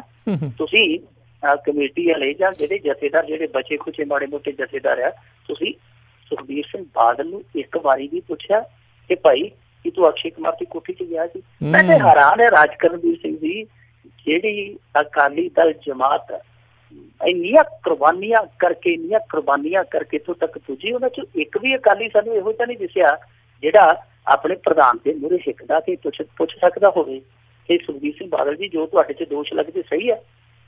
ਪ੍ਰੇਮ ਸਿੰਘ ਚੰਦੂਮਾਜਰਾ ਕਹਿੰਦਾ ਸੀ ਜੀ ਬੀਬੀ ਰੂਸਾ ਨੂੰ ਇਹਨੇ ਕੋਠੀ ਦਿੱਤੀ, ਸਪਸ਼ਟੀਕਰਨ ਦੇਵੇ। ਉਹ ਵੀ ਸਪਸ਼ਟੀਕਰਨ ਨਹੀਂ ਇਹਦੇ ਤੋਂ ਲੈ ਸਕਿਆ ਕਿ ਘੱਟੋ ਘੱਟ ਇਹ ਜੇ ਦੱਸ ਦਿਓ ਪ੍ਰਧਾਨ ਜੀ, ਅਕਸ਼ੇ ਕੁਮਾਰ ਦੀ ਕੋਠੀ 'ਚ ਜੇ ਤੁਸੀਂ ਹੀਰਾ ਮੁਖੀ ਨੂੰ ਮਿਲੇ ਸੀ ਤੇ ਚਿੱਠੀ ਲਿਆਉਣ ਦੇ ਬਦਲੇ ਤੂੰ ਉਹਦੇ ਤੋਂ ਡਾਇਲੋਗ ਵੀ ਸੁਣਿਆ, ਕੋਈ ਗਾਣਾ ਵੀ ਸੁਣਿਆ ਕਿ ਇਕੱਲੀ ਸੁੱਕੀ ਚਿੱਠੀ ਲੈ ਜਾਂਦੀ? ਇਹ ਨਹੀਂ ਪੁੱਛ ਲਓ ਉਹਦੇ 'ਚ। ਪੁੱਛੇ ਨਹੀਂ, ਨਾ ਹੀ ਉਹਨੇ ਦੰਦ ਤੋਂ ਦੰਦ ਚੱਕਿਆ। ਬਸ ਜੇ ਚੱਕਿਆ ਤੇ ਇਹਦਾ ਬਿਜਲੀ ਬਿਸਤਰਾ ਚੱਕ ਦਿੱਤਾ, ਗਿਆਨੀ ਗੁਰਮੁਖ ਸਿੰਘ ਦਾ, ਇਹਨੂੰ ਘਰ ਨੂੰ ਤੋੜ ਦਿੱਤਾ। ਇਹਦੀ ਥਾਂ ਤੇ ਨੌਜਵਾਨ ਜਥੇਦਾਰ ਲਿਆਂਦਾ। ਉਹਦੇ ਲਈ ਦੱਸਦਿਆਂ ਮੈਂ ਬੜਾ ਮੈਨੂੰ ਖੁਸ਼ੀ ਹੁੰਦੀ ਹੈ, ਸਾਡੇ ਮੁਕਤਸਰ ਜ਼ਿਲ੍ਹੇ ਦਾ ਹੀ ਹੈ, ਗਿਆਨੀ ਗੁਰਬਚਨ ਸਿੰਘ ਵੀ ਮੁਕਤਸਰ ਜ਼ਿਲ੍ਹੇ ਦਾ ਹੀ ਹੈ। ਜਿਹੜਾ ਇਹਨਾਂ ਨੇ ਨਵਾਂ ਲਿਆਂਦਾ ਹਰਪ੍ਰੀਤ ਸਿੰਘ ਤਖਤ ਸ੍ਰੀ ਦਮਦਮਾ ਸਾਹਿਬ ਤੇ, ਉਹ PhD ਕਰਦਾ ਪਿਆ, ਨੌਜਵਾਨ ਆ। ਔਰ ਕਮਾਲ ਦੀ ਗੱਲ ਆ, ਮੇਰੇ ਖਿਆਲ ਦੇ ਨਾਲ ਪਹਿਲਾ ਜਥੇਦਾਰ ਹੋਏਗਾ ਜਿਹੜਾ PhD ਕਰਦਾ ਪਿਆ। ਦੂਸਰਾ ਹੈ ਕਿ ਉਹ ਪਹਿਲਾ ਸ਼ਖਸ ਹੋਏਗਾ ਸਿੱਖ ਕੌਮ ਦੇ ਵਿੱਚੋਂ ਜਿਹਨੇ ਕੁਰਾਨ ਸ਼ਰੀਫ ਦਾ ਪੰਜਾਬੀ ਚ ਤਰਜਮਾ ਕੀਤਾ। ਬਹੁਤ ਲਾਮਿਸਾਲ, ਬਹੁਤ ਖੰਮੇ ਵਾਲਾ ਨੌਜਵਾਨ ਆ।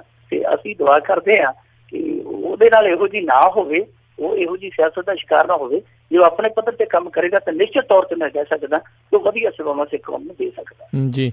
ਤੇ ਬਾਕੀ ਜਿਹੜੀ ਮਿੰਟੂ ਜੀ ਤੁਸੀਂ ਗੱਲ ਆਖੀ ਸੀ ਨਾ ਵੀ ਉਹਨਾਂ ਦੇ ਸਾਹਮਣੇ ਕੋਈ ਹਿੱਕ ਡਾਹ ਕੇ ਕਿਉਂ ਨਹੀਂ ਬਹਿੰਦਾ, ਤੇ ਉਹਨਾਂ ਸਾਰਿਆਂ ਨੂੰ ਪਤਾ ਹੋਣਾ, ਪਤਾ ਨਹੀਂ ਕਿੱਦਾਂ ਦੀਆਂ ਜਿਹੜੀਆਂ ਉਹਨਾਂ ਦੀਆਂ ਵੀਡੀਓ ਉਹਨਾਂ ਕੋਲ ਪਈਆਂ ਹੋਣੀਆਂ, ਤੇ ਜਦੋਂ ਉਹਨਾਂ ਦੇ ਫਿਰ ਕਰੀਅਰ ਤਬਾਹ ਹੋ ਜਾਂਦੇ ਆ ਨਾ, ਫਿਰ ਇਹ ਵੀ ਜਿਹੜੀਆਂ ਗੱਲਾਂ ਆ। ਅਗਲੀ ਆਪਾਂ ਗੱਲ ਇਹਨਾਂ ਲਈ ਇੱਕ ਚੀਜ਼ ਹੁਣ ਬੋਲਦੇ ਹੁੰਦੇ ਆ, ਮਾਈਕਰੋ ਮੈਨੇਜਮੈਂਟ। ਬਿਲਕੁਲ ਜੀ। ਅਗਲੀ ਆਪਾਂ ਗੱਲ ਕਰੀਏ ਵੀ ਸ਼ਿਕਾਇਤਕਰਤਾ ਬੱਚੇ ਫੀਸ ਦੇ ਵਾਧੇ ਦੇ ਉੱਤੇ ਸ਼ਿਕਾਇਤ ਕਰ ਰਹੇ ਸੀ, ਤੇ ਉਹ 8 ਬੱਚਿਆਂ ਨੂੰ ਸਕੂਲ ਦੇ ਵਿੱਚ ਧੁੱਪੇ ਬਿਠਾ ਦਿੱਤਾ ਗਿਆ ਸ਼ਿਕਾਇਤ ਕਰਨ ਕਰਕੇ। ਮੈਂ ਇੱਕ ਚੀਜ਼ ਨਾ ਰਾਜ ਕਰਨਵੀਰ ਸਿੰਘ ਜੀ ਬੜੀ ਸ਼ਿੱਦਤ ਦੇ ਨਾਲ ਦੇਣਾ ਹੁੰਦਾ, ਜਦੋਂ ਤੁਹਾਡੇ ਇੱਧਰਲੇ ਮੁਲਕਾਂ ਦੇ ਵਿੱਚ ਕੈਨੇਡਾ ਜਾਂ ਇੰਗਲੈਂਡ ਜਿਹੜਾ ਮੁਲਕਾਂ ਸਕੂਲ ਜਾਂਦੇ ਆ ਨਾ ਬੱਚੇ ਜੀ, ਬੜਾ ਉਹਨਾਂ ਦੇ ਚਿਹਰੇ ਖਿਲੇ ਹੁੰਦੇ ਆ, ਉਹ ਨੱਚਦੇ ਟੱਪਦੇ ਜਾਂਦੇ, ਕੋਈ ਯੂਨੀਫਾਰਮ ਨਹੀਂ, ਕੋਈ ਵਸਤਾਂ ਨਹੀਂ। ਤੇ ਇੱਥੇ ਸਾਡੇ ਬੱਚੇ ਵਿਚਾਰੇ ਜਿੱਦਾਂ ਚਿਹਰੇ ਤੇ 12 ਵਜੇ ਹੁੰਦੇ, ਤੜਕੇ 6 ਵਜੇ 12 ਵਜੇ ਹੁੰਦੇ ਆ, ਐਡਾ ਬਸਤਾ ਇੱਧਰ ਨੂੰ ਡਿੱਗ ਪਏ, ਇੱਧਰ ਨੂੰ ਡਿੱਗ ਪਏ। ਮਾਪੇ ਵੀ ਜਿਹੜੇ ਉਹਨਾਂ ਨੂੰ ਛੱਡਣ ਜਾਂਦੇ ਆ ਨਾ, ਉਹ ਛੱਡਣ ਵੀ ਜਾ ਰਹੇ ਹੁੰਦੇ ਬੱਚੇ ਨੂੰ, ਇਸ ਤਰ੍ਹਾਂ ਜਿੱਦਾਂ ਨਾ ਕਿ ਇੱਕ ਭਾਰ ਢੋ ਰਹੇ ਹੋਣ, ਕੋਈ ਖੁਸ਼ੀ ਨਹੀਂ ਚਿਹਰੇ ਤੇ, ਇੱਕ ਮਜਬੂਰੀ ਢੋ ਰਹੇ ਕਿ ਬੱਚਾ ਪੜ੍ਹਾਉਣਾ, ਕਿੱਦਾਂ ਪੜ੍ਹਾਉਣਾ। ਉਹ ਸਾਰੀ ਕਹਾਣੀ ਨਾ ਉਹਨਾਂ ਪੁੱਤਾਂ ਦੇ ਚਿਹਰਿਆਂ ਤੋਂ ਪੜ੍ਹੀ ਜਾ ਸਕਦੀ ਹੈ, ਬੜੀ ਈਜ਼ੀਲੀ ਪੜ੍ਹੀ ਜਾ ਸਕਦੀ ਹੈ ਜੇ ਕੋਈ ਪੜ੍ਹਨ ਵਾਲਾ ਹੋਵੇ, ਅੰਦਰ ਕੋਈ ਜਜ਼ਬਾਤ ਰੱਖਦਾ ਹੋਵੇ। ਇਹੋ ਹੀ ਕਹਾਣੀ ਹੈ ਉਧਰਲੇ ਬੱਚਿਆਂ ਦੀ ਤੇ ਇੱਧਰਲੇ ਬੱਚਿਆਂ ਦੀ। ਜਿਹੜੀ ਦਿੱਖ ਦਾ ਫਰਕ ਆ, ਮਾਪਿਆਂ ਦੀ ਜਿਹੜੀ ਖਿੱਚ ਦਾ ਫਰਕ ਆ, ਮਾਪਿਆਂ ਦੇ ਜਿਹੜੇ ਹਾਵ ਭਾਵ ਦਾ ਫਰਕ ਆ, ਉਹ ਇਹੋ ਹੀ ਹੈ ਕਿ ਇੱਥੋਂ ਦਾ ਸਕੂਲੀ ਸਿਸਟਮ ਹੈ ਜਿਹੜਾ, ਉਹ ਇਹੋ ਜਿਹਾ ਸਿਸਟਮ ਹੈ ਕਿ ਹੁਣ ਇਹਨਾਂ ਸਕੂਲਾਂ ਨੂੰ ਮਾਪੇ ਬੁੱਚੜਖਾਨੇ ਕਹਿਣ ਲੱਗ ਪਏ ਆ, ਇਹਨਾਂ ਘਟਨਾਵਾਂ ਕਰਕੇ, ਇਹਨਾਂ ਕਰਤੂਤਾਂ ਕਰਕੇ। ਦੇਖੋ ਇੱਥੇ ਕਮੇਟੀ ਬਿਠਾਈ ਗਈ, ਕਮੇਟੀ ਨੇ ਜਾ ਕੇ ਸਕੂਲਾਂ ਦੇ ਵਿੱਚ ਸੱਦਾ ਦਿੱਤਾ ਕਿ ਜਿਹੜੇ ਪੇਰੈਂਟਸ ਇਸ ਤਰ੍ਹਾਂ ਫੀਸ ਵਧੀ ਹੋਈ ਫੀਸ ਪੇ ਕਰ ਚੁੱਕੇ ਆ, ਉਹ ਆ ਕੇ ਸ਼ਿਕਾਇਤਾਂ ਕਰਦੇ ਨੇ। ਬਹੁਤ ਸਾਰੇ ਮਾਪੇ ਅੱਗੇ ਆਏ, ਬਹੁਤ ਸਾਰਿਆਂ ਨੇ ਕਿਹਾ ਕਿ ਚਲੋ ਛੱਡੋ, ਆਪਣੀ ਕਿਸਮਤ 'ਚ ਲੁੱਟ ਲਿਖੀ ਹੈ, ਜੰਮੇ ਇਹੋ ਜਿਹੇ ਮੁਲਕ 'ਚ, ਤੇ ਲੁੱਟ ਕਰਾਈ ਚਲੋ ਭਾਗ ਹੈ ਆਪਣੇ, ਕਈਆਂ ਨੇ ਲੁੱਟ ਨੂੰ ਭਾਗ ਸਮਝ ਲਿਆ, ਚੁੱਪ ਕਰਕੇ ਭਾੜਾ ਮੰਨ ਕੇ ਬਹਿ ਗਏ। ਪਰ ਕਈ ਜਾਗਰੂਕ ਬੰਦੇ ਸਨ, ਉਹਨਾਂ ਨੇ ਆ ਕੇ ਨਾਂ ਲਿਖਾਏ, ਇਹ ਵੀ ਲਿਖਾਇਆ ਕਿ ਇੰਨੀ ਫੀਸ ਇੱਥੋਂ ਲੈ ਲਈ ਹੈ। ਉਹ ਜਿਹੜੀਆਂ ਸ਼ਿਕਾਇਤਾਂ ਗਈਆਂ, ਉਹ ਜਿਹੜੇ ਸ਼ਿਕਾਇਤ ਕਰਤਾ ਸਨ, ਉਹਨਾਂ ਨੂੰ ਇਹਨਾਂ ਨੇ ਰਜਿਸਟਰਡ ਕਰ ਲਿਆ। ਉਹਨਾਂ ਦੇ ਬੱਚੇ ਕੀ ਕਰਦੇ ਆ, ਉਹਨਾਂ ਦੇ ਬੱਚਿਆਂ ਨੂੰ ਬਾਹਰ ਬੈਂਚਾਂ ਤੇ ਬਿਠਾ ਦਿੰਦੇ ਆ। ਇਹੋ ਜਿਹਾ ਮਾਮਲਾ ਇੱਕ ਕੋਟਕਪੂਰੇ ਦੇ ਇੱਕ ਸਕੂਲ ਦੇ ਵਿੱਚ ਸਾਹਮਣੇ ਆਇਆ, ਕ੍ਰਿਸਟੀਨ ਵਾਈਡ ਸਕੂਲ ਆ ਕੋਈ, ਉਸ ਸਕੂਲ ਦੇ 8 ਬੱਚਿਆਂ ਨੂੰ ਕਲਾਸਾਂ 'ਚ ਪੜ੍ਹਾ ਕੇ ਤੇ ਬੈਂਚਾਂ ਤੇ ਬਿਠਾਤਾ। ਦੱਸਦੇ ਆ ਕਿ ਘੰਟਾ, 2 ਘੰਟੇ, 3 ਘੰਟੇ ਤੱਕ ਵੀ ਬਿਠਾਇਆ। ਹੁਣ ਸ਼ਿਕਾਇਤ ਹੋ ਗਈ, ਪ੍ਰਸ਼ਾਸਨ ਆਇਆ, ਉਹ ਜਿਹੜੇ ਪੇਰੈਂਟਸ ਸੀ, ਜਦੋਂ ਉਹਨਾਂ ਨੂੰ ਪਤਾ ਲੱਗਿਆ ਕਿ ਸਾਡੇ ਮਾਸੂਮ ਬੱਚੇ ਜਿਹੜੇ ਇਹਨਾਂ ਨੇ ਧੁੱਪ ਦੇ ਵਿੱਚ ਬਿਠਾਏ ਹੋਏ ਆ, ਉਹਨਾਂ ਨੇ ਆ ਕੇ ਗੇਟ ਦੇ ਮੂਹਰੇ ਧਰਨਾ ਲਾ ਦਿੱਤਾ। ਬੱਚੇ ਵੀ ਬਹਿ ਗਏ ਉੱਥੇ ਧਰਨੇ ਦੇ ਵਿੱਚ। ਪ੍ਰਸ਼ਾਸਨ ਆਇਆ, ਪ੍ਰਸ਼ਾਸਨ ਨੇ ਵੈਸੇ CCTV ਫੁਟੇਜ ਹੈ ਜਿਹੜੀ ਉਹ ਆਪਦੇ ਕਬਜ਼ੇ 'ਚ ਲੈ ਲਈ ਹੈ। ਸਕੂਲ ਇਹਨਾਂ ਇਲਜ਼ਾਮਾਂ ਤੋਂ ਇਨਕਾਰੀ ਹੈ, ਉਹ ਕਹਿੰਦਾ ਜੀ ਕਿ ਨਹੀਂ, ਇਸ ਤਰ੍ਹਾਂ ਦਾ ਕੋਈ ਸਾਡੇ ਇੱਥੇ ਘਟਨਾਕ੍ਰਮ ਨਹੀਂ ਵਾਪਰਿਆ। ਪਰ ਬੱਚੇ ਦੱਸਦੇ ਆ ਕਿ ਸਾਨੂੰ ਕਲਾਸਾਂ 'ਚੋਂ ਖੜਾ ਕੇ, ਕਲਾਸਾਂ 'ਚੋਂ ਲਿਆ ਕੇ ਬਾਹਰ ਬਿਠਾਇਆ ਗਿਆ। ਜੇ ਇਸ ਤਰ੍ਹਾਂ ਦੀਆਂ ਘਟਨਾਵਾਂ ਅਤੇ ਇਹਨਾਂ ਸਕੂਲਾਂ ਦੇ ਵਿੱਚ ਵਾਪਰਦੀਆਂ ਪਈਆਂ, ਤੇ ਫਿਰ ਤੁਸੀਂ ਆਪ ਹੀ ਅੰਦਾਜ਼ਾ ਲਾ ਲਓ ਲੁੱਟ ਕਿਸ ਪੱਧਰ ਦੀ ਹੋਏਗੀ। ਕਿ ਸ਼ਿਕਾਇਤ ਹੋਣ ਤੋਂ ਬਾਅਦ ਵੀ ਸਕੂਲ ਹੈ ਜਿਹੜੇ ਟਲਦੇ ਨਹੀਂ, ਬੱਚਿਆਂ ਨੂੰ ਪਨਿਸ਼ਮੈਂਟ ਦੇ ਰਹੇ ਆ ਕਿ ਤੁਹਾਡੇ ਮਾਪਿਆਂ ਨੇ ਸ਼ਿਕਾਇਤ ਕਿਉਂ ਕੀਤੀ। ਜਿਨ੍ਹਾਂ ਦੀ ਇੱਥੋਂ ਤੱਕ ਜ਼ਰੂਰਤ ਆ, ਉਹ ਲੁੱਟਦੇ ਕਿਸ ਤਰ੍ਹਾਂ ਹੋਣੇ ਆ, ਫੋਟੀਆਂ ਕਿਸ ਤਰ੍ਹਾਂ ਨੋਚਦੇ ਹੋਣੇ ਆ, ਮਾਸ ਕਿਸ ਤਰ੍ਹਾਂ ਝੂਟਦੇ ਹੋਣੇ ਆ, ਤੁਸੀਂ ਆਪ ਹੀ ਹਿਸਾਬ ਕਿਤਾਬ ਲਾ ਲਓ। ਸੋ ਇਹ ਬੜਾ ਬੁਰਾ ਦੌਰ ਆ ਜਦੋਂ ਮਾਪੇ ਉਸ ਸਿੱਖਿਆ ਦੇ ਮੰਦਰ ਨੂੰ, ਉਸ ਇਲਮ ਦੇ ਮੰਦਰ ਨੂੰ ਇਹ ਗੱਲ ਕਹਿੰਦੇ ਆ ਕਿ ਉਹ ਬੁੱਚੜਖਾਨਾ। ਤੁਸੀਂ ਆਪ ਸਹਿਜੇ ਹੀ ਕਹਿ ਸਕਦੇ ਹੋ ਕਿ ਇਹਨਾਂ ਸਕੂਲਾਂ ਦੀ ਹਾਲਤ ਕੀ ਹੈ। ਇੱਥੋਂ ਤੱਕ ਲੁੱਟ ਚਲੇਗੀ, ਹੁਣ ਬੂਟ ਵੀ ਕਹਿੰਦੇ ਸ਼ੂਜ਼ ਵੀ ਹੈ ਜਿਹੜੇ ਉਹ ਸਾਡੇ ਸਕੂਲ 'ਚ ਲਓ, ਹੁਣ ਸ਼ੂਜ਼ ਵੀ ਹੈ ਜਿਹੜੇ ਉਹ ਕਹਿੰਦੇ 2000 ਦੇ 3000 ਦੇ ਲਓ। ਜਿਹੜੇ ਬੱਚੇ ਨੇ ਸਾਰੀ ਉਮਰ 2-3000 ਦੇ ਬੂਟਾਂ ਨਾਲ ਜਾਂ ਚੱਪਲਾਂ ਨਾਲ ਹੀ ਲੰਘਾਉਣੀ ਸੀ, ਉਹ ਇੱਕੋ ਸੱਟੇ ਉਹਨੂੰ 2-3000 ਦਾ ਬ੍ਰਾਂਡ ਪਵਾ ਦਿੰਦੇ। ਪੰਜਾਬ ਦੀ ਇਹ ਵੀ ਤਰੱਕੀ ਹੈ। ਇੱਥੋਂ ਤੱਕ ਕਿ ਬਟਨ ਜਿਹੜੇ ਕਮੀਜ਼ ਦੇ ਉਹ ਵੀ ਕਈ ਸਕੂਲ ਕਹਿੰਦੇ ਇੱਥੋਂ ਲਵੋ। ਪੈਨਸਲ, ਪੈਨ, ਜਿਮੈਟਰੀਆਂ ਉਹ ਕਹਿੰਦੇ ਇੱਥੋਂ ਹੀ ਲਵੋ। ਪਤਾ ਨਹੀਂ ਕਿਹੜੀ ਫੈਕਟਰੀ ਹੈ, ਪਰ ਉਹ ਫੈਕਟਰੀ ਦਾ ਮੁੱਲ ਹੈ ਜਿਹੜਾ, ਜੇ ਇੱਕ ਸ਼ੂਜ਼ ਬਾਹਰੋਂ 1500 ਦਾ ਤੇ ਇੱਥੇ 2500-3000 ਦਾ, ਅੱਧੋ ਅੱਧਾ ਫਰਕ ਹੈ। ਜੇ ਇੱਕ ਸ਼ੂਜ਼ ਬਾਹਰੋਂ 300 ਦਾ ਉਹ 600 ਦਾ 700 ਦਾ ਲਾਈ ਜਾਂਦੇ। ਜਿੰਨਾ ਬ੍ਰਾਂਡ ਮਹਿੰਗਾ ਹੋ, ਵੱਡਾ ਹੋ, ਉਹਨਾਂ ਦਾ ਮਾਰਜਨ ਉਹਨਾਂ ਜ਼ਿਆਦਾ। ਸੋ ਸਾਰਾ ਕੁਛ ਹੈ ਨਾ ਜਿਹੜਾ ਉਹ ਇਸ ਤਰ੍ਹਾਂ ਦਾ ਇੱਕ ਧਾਂਦਲੀ ਖਾਨਾ ਬਣ ਗਿਆ ਜਿਹਦੇ ਤੇ ਨਾ ਕੋਈ ਲਗਾਮ ਹੈ, ਨਾ ਕੋਈ ਸਖਤਾਈ ਹੈ, ਨਾ ਹੀ ਕੋਈ ਇਹ ਉਮੀਦ ਆ ਕਿ ਜਲਦੀ ਬੰਦ ਹੋ ਜਾਏਗਾ। ਮਨਪ੍ਰੀਤ ਬਾਦਲ ਨੇ ਬਿਆਨ ਦਿੱਤਾ, ਕੈਪਟਨ ਨੇ ਬਿਆਨ ਦਿੱਤਾ, ਉਹ ਬਿਆਨ ਹੀ ਬਿਆਨ ਆ, ਪਰ ਇਹਨਾਂ ਸਕੂਲਾਂ ਵਾਲਿਆਂ ਦਾ ਉਹਨਾਂ ਦੇ ਬਿਆਨਾਂ ਨਾਲ ਕੋਈ ਨੁਕਸਾਨ ਨਹੀਂ ਗਾ। ਸੋ ਇਹ ਲੁੱਟ ਵੀ ਚੱਲੀ ਜਾਂਦੀ, ਖਸੁੱਟ ਵੀ ਚੱਲੀ ਜਾਂਦੀ ਹੈ, ਤੇ ਨਾਲ ਦੀ ਨਾਲ ਇਹ ਵੀ ਚੱਲੀ ਜਾਂਦੀ ਹੈ ਚੀਜ਼ ਕਿ ਬੱਚੇ ਜਿਹੜੇ ਜਿਨ੍ਹਾਂ ਦੇ ਮਾਪੇ ਬੋਲਦੇ ਆ ਉਹਨਾਂ ਬੱਚਿਆਂ ਨੂੰ ਇਸ ਤਰ੍ਹਾਂ ਸ਼ਿਕਾਰ ਬਣਾਇਆ ਜਾਂਦਾ ਜਿਸ ਤਰ੍ਹਾਂ ਬੱਚੇ ਨਾ ਹੋਣ ਕਿਸੇ ਦੁਸ਼ਮਣ ਦੀ ਔਲਾਦ ਸਾਡੇ ਮੁਲਕ ਦੇ ਵਿੱਚ ਟੱਪ ਕੇ ਗਈ ਹੋਵੇ। ਬਿਲਕੁਲ ਜੀ, ਇੱਥੇ ਹਰ ਕੋਈ ਦੁਸ਼ਮਣ ਹੀ ਆ ਜੀ ਜਿਨ੍ਹਾਂ ਉਹਨਾਂ ਦੀ ਗੱਲ ਨਹੀਂ ਮੰਨਦਾ। ਅਗਲੀ ਆਪਾਂ ਮਿੰਟੂ ਜੀ ਗੱਲ ਕਰੀਏ। ਸੁਖਪਾਲ ਖਹਿਰਾ ਨੇ ਕਿਹਾ ਵੀ ਕਾਂਗਰਸ ਸਰਕਾਰ ਬਿਜਲੀ ਦੇ ਉੱਤੇ ਵਾਈਟ ਪੇਪਰ ਲਿਆਵੇ। ਮੁਹੰਮਦ ਸ਼ਰੀਫ ਦਾ ਗਾਣਾ ਸੀਗਾ, ਪੁੱਠਾ ਪੰਗਾ ਲੈ ਲਿਆ ਜੱਟੀਏ ਭੋਕ ਦੇ ਸਿੰਘਾਂ ਨੂੰ ਹੱਥ ਲਾ ਕੇ। ਇਹਨਾਂ ਨੇ ਬਿਜਲੀ ਵੇਚਣ ਵਾਲੀ ਗੱਲ ਕਰਕੇ ਮੇਰੇ ਖਿਆਲ ਦੇ ਨਾਲ ਫਿਰ ਪੁੱਠਾ ਸਿਆਪਾ ਹੀ ਪਾ ਲਿਆ। ਸੁਖਬੀਰ ਸਿੰਘ ਬਾਦਲ ਦਾ ਵੀ ਅੱਜ ਕੋਈ ਮਜ਼ਾਕ ਉੱਡਿਆ ਸੀਗਾ। ਪਰ ਇਹ ਕਮਾਲ ਦੀ ਗੱਲ ਆ ਕਿ ਜਿਹੜੇ ਲੋਕ ਸੁਖਬੀਰ ਸਿੰਘ ਬਾਦਲ ਦੀ ਗੱਲ ਦਾ ਮਜ਼ਾਕ ਉਡਾਉਂਦੇ ਸੀ, ਅੱਜ ਉਹੀ ਬਿਜਲੀ ਦਾ ਟੋਕਰਾ ਸਿਰ ਤੇ ਰੱਖ ਕੇ ਹੋਕਾ ਦਿੰਦੇ ਫਿਰਦੇ ਆ, ਹੋਕਰਾ ਮਾਰਦੇ ਫਿਰਦੇ ਆ ਕਿ ਬਿਜਲੀ ਲੈ ਲਓ, ਬਿਜਲੀ ਲੈ ਲਓ, ਬਿਜਲੀ ਲੈ ਲਓ। ਇਹ ਉਹੀ ਕਾਂਗਰਸ ਆ ਜਿਹਦਾ ਸੁਨੀਲ ਜਾਖੜ ਮਹੀਨੇ 'ਚ 3 ਕਾਨਫਰੰਸਾਂ ਕਰਦਾ ਹੁੰਦਾ ਸੀ, ਪੱਤਰਕਾਰ ਵਾਰਤਾ 3 ਕਰਦਾ ਹੁੰਦਾ ਸੀ। ਆਹ ਦੇਖੋ ਜੀ ਨਿੱਜੀ ਥਰਮਲ ਲੁੱਟ ਕੇ ਲੈ ਗਏ, ਸੁੱਟ ਕੇ ਲੈ ਗਏ, ਕੁੱਟ ਕੇ ਲੈ ਗਏ, ਆਹ ਮੇਰੇ ਕੋਲ ਡਾਕੂਮੈਂਟਸ। 3 ਕਾਨਫਰੰਸਾਂ 1 ਮਹੀਨੇ 'ਚ ਕਰਦਾ ਹੁੰਦਾ ਸੀ। ਉਹੀ ਹੁਣ ਲੁੱਟ ਦਾ ਸਮਾਨ ਹੈ ਜਿਹੜਾ ਉਹ ਕੀਮਤੀ ਸਮਾਨ ਹੋ ਗਿਆ, ਕੀਮਤੀ ਨਗੀਨਾ ਹੋ ਗਿਆ, ਉਹਨਾਂ ਨੂੰ ਵੇਚੀ ਜਾਂਦੇ ਆ। ਉਸ ਲੁੱਟ ਦੇ ਸਮਾਨ ਨੂੰ ਜਿਹੜੇ ਬੰਦੇ ਵਪਾਰੀਕਰਨ ਕਰ ਰਹੇ ਉਸ ਲੁੱਟ ਦੇ ਸਮਾਨ ਦਾ ਉਹ ਪਤਾ ਨਹੀਂ ਹੁਣ ਕਿ ਕਿਸ ਸ਼੍ਰੇਣੀ ਚ ਆਉਂਦੇ ਹੋਣਗੇ, ਕਿਉਂਕਿ ਪਹਿਲਾਂ ਤਾਂ ਕਹਿੰਦੇ ਸੀ ਇਹ ਲੁਟੇਰੇ ਆ, ਨਿੱਜੀ ਥਰਮਲ ਲਿਆ ਕੇ ਇਹਨਾਂ ਨੇ ਲੁੱਟਿਆ। ਹੁਣ ਉਸ ਲੁਟੇਰੇ ਗਰੋਹ ਦੇ ਲੁੱਟ ਦੇ ਸਮਾਨ ਨੂੰ ਜਿਹੜੇ ਲੋਕ ਵੇਚਦੇ ਪਏ ਆ ਉਹ ਪਤਾ ਨਹੀਂ ਕਿੱਥੋਂ ਦੇ ਸਾਧ ਹੋਣਗੇ, ਕਿਹੜੇ ਘਾਟ ਦੇ ਸਾਧ ਹੋਣਗੇ। ਪਰ ਖਹਿਰਾ ਸਾਹਿਬ ਨੇ ਇਹਨਾਂ ਨੂੰ ਲੰਮੇ ਹੱਥ ਲਿਆ। ਉਹ ਕਹਿੰਦਾ ਕਿ ਜੀ ਤੁਸੀਂ ਵਾਈਟ ਪੇਪਰ ਲਿਆਓ, ਜਿਹੜੀ ਤੁਸੀਂ ਕਹਿੰਦੇ ਹੋ ਕਿ ਜੀ ਬਿਜਲੀ ਅਸੀਂ ਵੇਚਣੀ, ਨੇਪਾਲ ਨੂੰ ਵੇਚਣੀ, ਪਾਕਿਸਤਾਨ ਨੂੰ ਵੇਚਣੀ, ਇਹ ਤੇ ਦੱਸੋ ਤੁਹਾਡੇ ਕੋਲ ਹੈ ਕਿੰਨੀ ਹੈ। ਕਹਿੰਦੇ ਜੇ ਇੰਨੀ ਜ਼ਿਆਦਾ ਪਹਿਲਾਂ ਕਿਸਾਨਾਂ ਨੂੰ 24 ਘੰਟੇ ਕਰੋ। ਕਿਸਾਨਾਂ ਨੂੰ ਤੇ ਤੁਸੀਂ ਦਿਨ ਦਾ ਤੀਜਾ ਹਿੱਸਾ ਬਿਜਲੀ ਸਪਲਾਈ ਦਿੰਦੇ ਹੋ 8 ਘੰਟੇ, ਔਰ 8 ਚੋਂ ਵੀ ਕਈ ਵਾਰ ਵਿੱਚੋਂ ਤੁਸੀਂ 2-3 ਵਾਰੀ ਕੱਟ ਲਾ ਕੇ ਉਹ ਜਿਹੜੀ ਸਪਲਾਈ ਹੈ 6 ਘੰਟੇ 5-6 ਘੰਟੇ ਕਰ ਦਿੰਦੇ ਹੋ। ਪਹਿਲਾਂ ਇਹ ਤੇ ਪੂਰੀ ਕਰੋ, ਫਿਰ ਤੁਸੀਂ ਦੱਸੋ ਕਿ ਤੁਹਾਡੀ ਕਿੰਨੀ ਮੈਗਾਵਾਟ ਵੱਧਦੀ ਹੈ, ਉਹ ਦੱਸੋ, ਆਡਿਟ ਕਰਾਓ, ਉਹਦਾ ਵਾਈਟ ਪੇਪਰ ਜਾਰੀ ਕਰੋ। ਮੇਰੇ ਖਿਆਲ ਦੇ ਨਾਲ ਖਹਿਰੇ ਦੀ ਇਹ ਦਲੀਲ ਬਿਲਕੁਲ ਸਹੀ ਹੈ ਕਿ ਜੇ ਤੁਹਾਡੇ ਕੋਲ ਪੂਰੀ ਹੈ ਬਿਜਲੀ, ਪਹਿਲਾਂ ਕਿਸਾਨ ਨੂੰ ਪੂਰੀ ਕਰ ਦਿਓ, ਘਰੇਲੂ ਖਪਤਕਾਰ ਨੂੰ ਪੂਰੀ ਕਰ ਦਿਓ, ਉਸ ਤੋਂ ਬਾਅਦ ਤੁਸੀਂ ਵੇਚਣ ਕਰ ਪਵੋ, ਜਿੱਥੇ ਮਰਜ਼ੀ ਜਾ ਕੇ ਵੇਚ ਦਿਓ। ਪਰ ਸਭ ਤੋਂ ਵੱਡੀ ਗੱਲ ਇਹ ਹੈ ਕਿ ਤੁਸੀਂ ਜਿਹੜਾ ਵਾਅਦਾ ਕੀਤਾ ਸੀ ਲੋਕਾਂ ਨਾਲ, ਵਾਅਦਾ ਇਹਨਾਂ ਨੇ ਇਹ ਕੀਤਾ ਸੀਗਾ ਕਿ ਅਸੀਂ ਜਦੋਂ ਵੀ ਪਾਵਰ ਦੇ ਵਿੱਚ ਆ ਗਏ, ਜਿਹੜੇ ਨਿੱਜੀ ਥਰਮਲਾਂ ਦੇ ਨਾਲ ਸਮਝੌਤੇ ਹੋਏ ਆ, ਜਿਹੜੇ ਕਿ ਲੋਕ ਵਿਰੋਧੀ ਆ, ਜਿਹੜੇ ਪੰਜਾਬ ਵਿਰੋਧੀ ਆ, ਕਿ ਅਸੀਂ ਇਹਨਾਂ ਸਮਝੌਤਿਆਂ ਦੀ ਸਮੀਖਿਆ ਕਰਾਂਗੇ।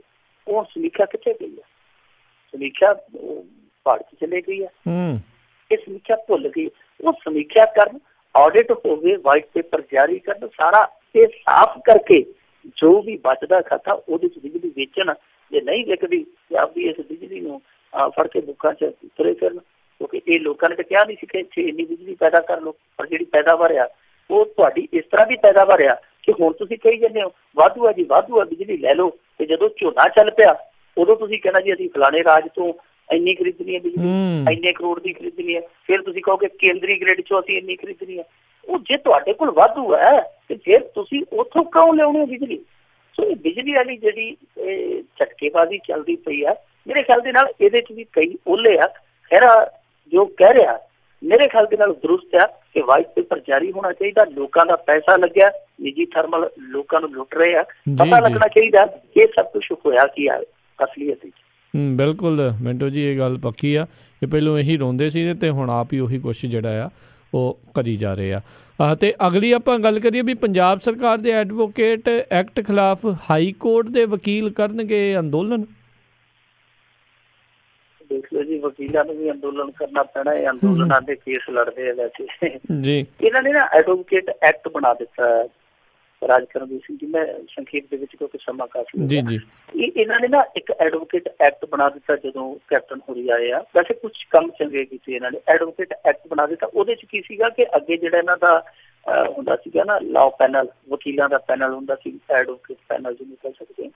ਉਹਦੇ ਵਿੱਚ ਕੀ ਹੁੰਦਾ ਸੀ ਕਿ CM ਦੇ ਦਫ਼ਤਰ ਚ ਜਿਹੜੀ ਚਿੱਠੀ ਗਈ ਲਿਸਟਡ ਕਰਤੇ ਬੰਦੇ ਕਿ ਆਹ ਵਕੀਲ ਹੈ ਜਿਹੜੇ ਪੈਨਲ ਦੇ ਵਿੱਚ ਲਾ ਲਓ, ਸਰਕਾਰੀ ਪੈਨਲ ਦੇ ਵਿੱਚ, ਕਿਉਂਕਿ ਗੱਫੇ ਚੰਗੇ, ਸਹੂਲਤਾਂ ਚੰਗੀਆਂ, ਉਹਨਾਂ ਨੇ ਸਰਕਾਰੀ ਵਕੀਲ ਬਣ ਕੇ ਸਰਕਾਰ ਦੇ ਕੇਸ ਲੜਨੇ ਹੁੰਦੇ, ਸਰਕਾਰ ਦੀ ਪੈਰਵਾਈ ਕਰਨੀ ਹੁੰਦੀ ਹੈ ਅਦਾਲਤਾਂ 'ਚ। ਸੋ ਉਹ ਜਿਹੜਾ ਪੈਨਲ ਬਣਦਾ ਫਿਰ ਉਹਨੂੰ ਸਾਰੀਆਂ ਤਮਾਮ ਸਹੂਲਤਾਂ ਦੇਣੀਆਂ ਪੈਂਦੀਆਂ, ਮੋਟੇ ਉਹਨਾਂ ਨੂੰ ਭੱਤੇ ਵੀ ਦੇਣੇ ਪੈਂਦੇ ਆ। ਤੇ ਉਹ ਜਿਹੜੀ ਜਾਂਦੀ ਸੀਗੀ ਚਿੱਟ ਬਣ ਕੇ ਕਿ ਆਹ ਬੰਦੇ ਜੀ ਇਸ ਪੈਨਲ 'ਚ ਲੈ ਲਓ, ਤੇ ਉਹ ਬੰਦੇ ਪੈਨਲ 'ਚ ਆ ਜਾਂਦੇ ਸਨ। ਉਹਨਾਂ ਦੀ ਯੋਗਤਾ ਉਸ ਪੱਧਰ ਦੀ ਹੈ ਜਾਂ ਨਹੀਂ ਉਹ ਵੇਖਿਆ ਨਹੀਂ ਸੀ ਜਾਂਦਾ, ਕਿਉਂਕਿ ਮੋਹਰ ਉਤਲੇ ਘਰੋਂ ਲੱਗੀ ਆਈ ਜਾਂਦੀ ਸੀ। ਇਹਨਾਂ ਨੇ ਫਿਰ ਆਉਂਦਿਆਂ ਉਹ ਕਾਨੂੰਨ ਬਦਲ ਦਿੱਤਾ। ਇਹਨਾਂ ਨੇ ਐਡਵੋਕੇਟ ਐਕਟ ਲਿਆਂਦਾ ਜਿਹਦੇ ਵਿੱਚ ਇਹਨਾਂ ਨੇ ਸ਼ਰਤ ਰੱਖ ਦਿੱਤੀ, ਮਸਲਨ ਵੈਸੇ ਤਾਂ ਕਈ ਸ਼ਰਤਾਂ ਨੇ, ਕਈ ਕੈਟਾਗਰੀਆਂ ਨੇ, ਜਿੱਦਾਂ ਜੇ ਕਿਸੇ ਨੇ ਐਡਵੋਕੇਟ ਜਨਰਲ ਬਣਨਾ ਉਹਦੇ ਲਈ ਘੱਟੋ ਘੱਟ 20 ਸਾਲ ਦੀ ਵਕਾਲਤ ਤੇ ਘੱਟੋ ਘੱਟ 20 ਲੱਖ ਦੀ ਉਹਦੀ ਸਾਲਾਨਾ ਆਮਦਨ ਚਾਹੀਦੀ ਹੈ ਘੱਟੋ ਘੱਟ। ਤੇ ਜੇ ਕਿਸੇ ਨੇ ਐਡੀਸ਼ਨਲ ਐਡਵੋਕੇਟ ਜਨਰਲ ਬਣਨਾ ਉਹਦੇ ਲਈ 16 ਸਾਲ ਦੀ ਪ੍ਰੈਕਟਿਸ ਤੇ 15 ਲੱਖ ਦੀ ਮਿਨੀਮਮ ਉਹਦੀ ਇਨਕਮ ਜਿਹੜੀ ਹੈ ਉਹ ਚਾਹੀਦੀ ਹੈ। ਜਿੱਦਾਂ ਸੀਨੀਅਰ ਡਿਪਟੀ ਐਡਵੋਕੇਟ ਜਨਰਲ ਕਿਸੇ ਨੇ ਬਣਨਾ ਤੇ 14 ਸਾਲ ਦੀ ਪ੍ਰੈਕਟਿਸ ਤੇ 10 ਲੱਖ ਰੁਪਈਆ ਉਹਦਾ ਜਿਹੜਾ ਉਹਦਾ ਆਮਦਨ ਦਾ ਸਰੋਤ ਹੋਣਾ ਚਾਹੀਦਾ 1 ਸਾਲ ਦਾ। ਹੁਣ ਕਮਾਲ ਦੀ ਗੱਲ ਤੇ ਇਹ ਆ ਕਿ ਜਿਹੜਾ ਹਾਈ ਕੋਰਟ ਦਾ ਜੱਜ ਬੰਦਾ ਹੋਵੇ ਕਿਸੇ ਵਕੀਲ ਨੇ ਤੇ ਉਹਦੇ ਲਈ ਮਹਿਜ਼ ਉਹਨੂੰ 10 ਸਾਲ ਦੀ ਪ੍ਰੈਕਟਿਸ ਚਾਹੀਦੀ ਹੈ ਤੇ 5 ਲੱਖ ਰੁਪਏ ਦੀ ਇਨਕਮ ਚਾਹੀਦੀ ਹੈ। ਪਰ ਜੇ ਉਹਨੇ ਸਰਕਾਰੀ ਵਕੀਲ ਬਣਨਾ ਹੈ, ਸਰਕਾਰ ਵੱਲੋਂ ਕੋਈ ਪੈਰਵਾਈ ਕਰਨੀ ਹੈ, ਤਾਂ ਉਹਦੇ ਲਈ ਦੇਖ ਲਓ ਇਹਨਾਂ ਨੇ ਕਿੰਨੀਆਂ ਸਖਤ ਉਹ ਰੱਖ ਦਿੱਤੀਆਂ ਮਤਾਂ। ਹੁਣ ਇਹਨਾਂ ਚੀਜ਼ਾਂ ਨੂੰ ਲੈ ਕੇ ਕਿਉਂਕਿ ਆਮ ਵਕੀਲ ਹੈ ਜਿਹੜੇ ਉਹ ਇਸ ਦੌਰ ਦੇ ਵਿੱਚੋਂ ਬਾਹਰ ਹੋ ਗਏ, ਉਹ ਇਹਨਾਂ ਦਾ ਵਿਰੋਧ ਕਰਦੇ ਪਏ ਇਹਨਾਂ ਮੱਦਾਂ ਦਾ ਕਿ ਇਹ ਮੱਦਾਂ ਜਿਹੜੀਆਂ ਇਹ ਹਟਾਈਆਂ ਜਾਣ, ਇਹ ਐਕਟ ਖਤਮ ਕੀਤਾ ਜਾਵੇ। ਕਿਉਂਕਿ ਬਹੁਤ ਸਾਰੇ ਵਕੀਲ ਹੈ ਜਿਹੜੇ ਉਹ ਇਸ ਹੱਕ ਤੋਂ ਮਹਿਰੂਮ ਰਹਿ ਗਏ ਕਿ ਉਹ ਆਪਣੇ ਆਪ ਨੂੰ ਅਰਜ਼ੀ ਕਰਤਾ ਦੇ ਤੌਰ ਤੇ ਪੇਸ਼ ਕਰ ਸਕਣ ਸਰਕਾਰ ਕੋਲ। ਸੋ ਉਹ ਮੰਗ ਕਰਦੇ ਪਏ ਕਿ ਐਡਵੋਕੇਟ ਐਕਟ ਜਿਹੜਾ ਖਤਮ ਕਰ ਦਿੱਤਾ ਜਾਵੇ।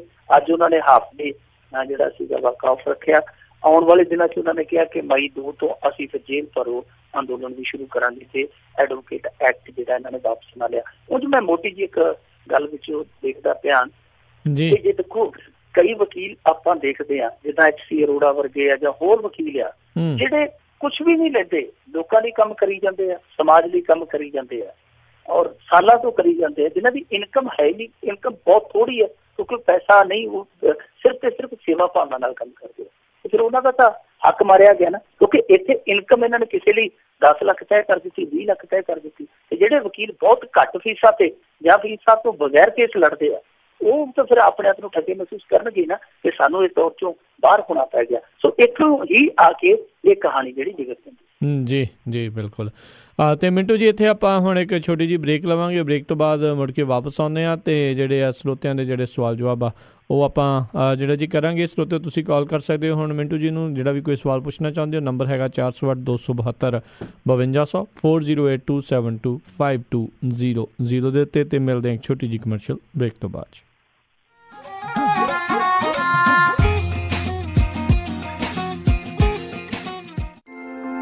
ਤੁਸੀਂ ਸੁਣ ਰਹੇ ਹੋ Punjabi radio USA KWRU Fresno 1300 AM, KIID Sacramento 1470 AM ਅਤੇ KOBO ਯੂਬਾ ਸਿਟੀ 1450 AM।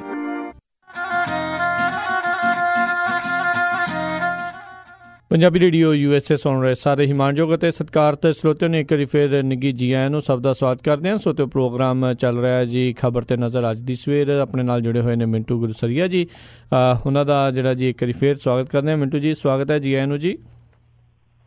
ਸ਼ੁਕਰੀਆ ਜੀ ਸਾਰਿਆਂ ਨੂੰ ਜੀ। ਅਤੇ ਸਰੋਤਿਓ ਤੁਸੀਂ ਕਾਲ ਕਰ ਸਕਦੇ ਹੋ ਜੇਕਰ ਤੁਸੀਂ ਕੋਈ ਸਵਾਲ ਪੁੱਛਣਾ ਚਾਹੁੰਦੇ ਹੋ ਮਿੰਟੂ ਜੀ ਨੂੰ, ਤਾਂ ਨੰਬਰ ਹੈਗਾ ਆ ਡਾਇਲ ਕਰਨ ਦੇ ਲਈ 408 272 5200 4082725200। ਇਸ ਨੰਬਰ ਦੇ ਉੱਤੇ ਜਿਹੜਾ ਜੀ ਤੁਸੀਂ ਕਾਲ ਕਰ ਸਕਦੇ ਹੋ। ਅਤੇ ਨਾਲ ਦੇ ਨਾਲ ਦੱਸ ਦਿਓ ਵੀ ਤੁਸੀਂ ਪੰਜਾਬੀ ਰੇਡੀਓ USA ਦੇ ਨਾਲ ਜੁੜੇ ਹੋਏ ਹੋ ਇਸ ਟਾਈਮ ਫ੍ਰੈਜ਼ਨੋ ਇਲਾਕੇ ਦੇ ਵਿੱਚ 1300 AM ਦੇ ਉੱਤੇ, ਸੈਕਰਾਮੈਂਟੋ ਇਲਾਕੇ ਦੇ ਵਿੱਚ 1470 AM ਦੇ ਉੱਤੇ, ਯੂਬਾ ਸਿਟੀ ਇਲਾਕੇ ਦੇ ਵਿੱਚ 1450 AM ਅਤੇ 96.5 FM ਦੇ ਉੱਤੇ ਅਤੇ ਇਸ ਦੇ ਨਾਲ ਸਾਡੇ ਸਭ ਕੈਰੀਅਰ ਜਿਹੜੇ ਆ ਸਾਈਡ ਬੈਂਡ ਰੇਡੀਓ ਸਟੇਸ਼ਨਸ ਉਸ ਦੇ ਉੱਤੇ ਐਪ ਐਂਡਰੋਇਡ ਅਤੇ ਆਈਫੋਨ ਦੀ ਐਪ ਦੇ ਉੱਤੇ ਅਤੇ ਨਾਲ ਫ਼ੋਨ ਨੰਬਰਸ ਦੇ ਜ਼ਰੀਏ ਵੀ। ਅਤੇ ਆਓ ਆਪਾਂ ਆਪਣੇ ਸਰੋਤਿਆਂ ਦੇ ਨਾਲ ਗੱਲਬਾਤ ਕਰਦੇ ਹਾਂ, ਸਵਾਲ ਜਵਾਬ ਦਾ ਸਿਲਸਿਲਾ ਸ਼ੁਰੂ ਕਰਦੇ ਹਾਂ। ਨੰਬਰ ਇੱਕ ਵਾਰੀ ਫਿਰ ਦੱਸ ਦਈਏ ਕਾਲ ਕਰਨ ਦੇ ਲਈ 408 272 5200 4082725200 ਇਸ ਨੰਬਰ ਦੇ ਉੱਤੇ ਜਿਹੜਾ ਜੀ ਤੁਸੀਂ ਸਾਨੂੰ ਕਾਲ ਕਰ ਸਕਦੇ ਹੋ। ਅਤੇ ਆਪਣੇ ਅੱਜ ਦੇ ਪਹਿਲੇ ਕਾਲਰ ਆਪਣੇ ਨਾਲ ਮਿੰਟੂ ਜੀ ਜੁੜ ਚੁੱਕੇ ਨੇ,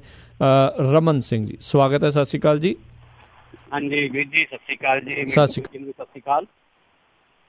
ਸਤਿ ਸ਼੍ਰੀ ਅਕਾਲ। ਅੱਛਾ ਵੀਰ ਜੀ, ਮੈਂ ਇਹ ਤੁਹਾਡੇ ਤੋਂ ਕੁਐਸਚਨ ਪੁੱਛਣਾ ਸੀ। ਜਿੱਦਾਂ ਆਪਾਂ ਪੱਤਰਕਾਰੀ ਦੇ ਵਿੱਚ ਕਰਦੇ ਹਾਂ, ਹਰੇਕ ਗੱਲ ਕਰਦੇ ਹਾਂ, ਅਤੇ ਜਿੱਦਾਂ ਹੁਣ ਸਕੂਲ ਦੀ ਤਾਜ਼ੀ ਤੁਸੀਂ ਗੱਲ ਕਰਕੇ ਹਟੇ ਆ, ਅਤੇ ਇਹ ਸਕੂਲ ਦੇ ਉੱਤੇ ਜਾਂ ਕਿਸੇ ਲੀਡਰ ਦੇ ਉੱਤੇ ਜਾਂ ਜਦੋਂ ਆਪਾਂ ਉਸ ਬੰਦੇ ਦਾ ਆਪਾਂ ਨੂੰ ਪਤਾ ਲੱਗਦਾ ਵੀ ਇਹ ਨੁਕਸਾ ਅਖਬਾਰ 'ਚ ਆ ਜਾਂਦਾ, ਉਸ ਬੰਦੇ 'ਤੇ ਆਪਾਂ ਕੋਈ ਕ੍ਰਿਮੀਨਲ ਕੇਸ ਨਹੀਂ ਬਣਾ ਸਕਦੇ? ਇਹ ਮੇਰਾ ਕੁਐਸਚਨ ਹੈ ਜੀ। ਜੀ ਥੈਂਕ ਯੂ ਜੀ। ਕਾਹਦਾ ਸਵਾਲ ਕੀਤਾ ਨਾ? ਕਹਿੰਦੇ ਵੀ ਜਿੱਦਾਂ ਜਿਹੜੇ ਗੱਲਾਂ ਦਾ ਪਤਾ ਲੱਗ ਜਾਂਦਾ ਵੀ ਇਹਨੇ ਗੜਬੜੀ ਕੀਤੀ ਆ, ਇਹਨੇ ਖਰਾਬੀ ਕੀਤੀ ਆ, ਅਖਬਾਰਾਂ ਦੇ ਵਿੱਚ ਆ ਜਾਂਦਾ, ਹਰ ਇੱਕ ਪਾਸੇ ਆ ਜਾਂਦਾ, ਕੀ ਉਹਨਾਂ ਦੇ ਉੱਤੇ ਕੋਈ ਕ੍ਰਿਮੀਨਲ ਕੇਸ ਹੋ ਸਕਦੇ ਨੇ?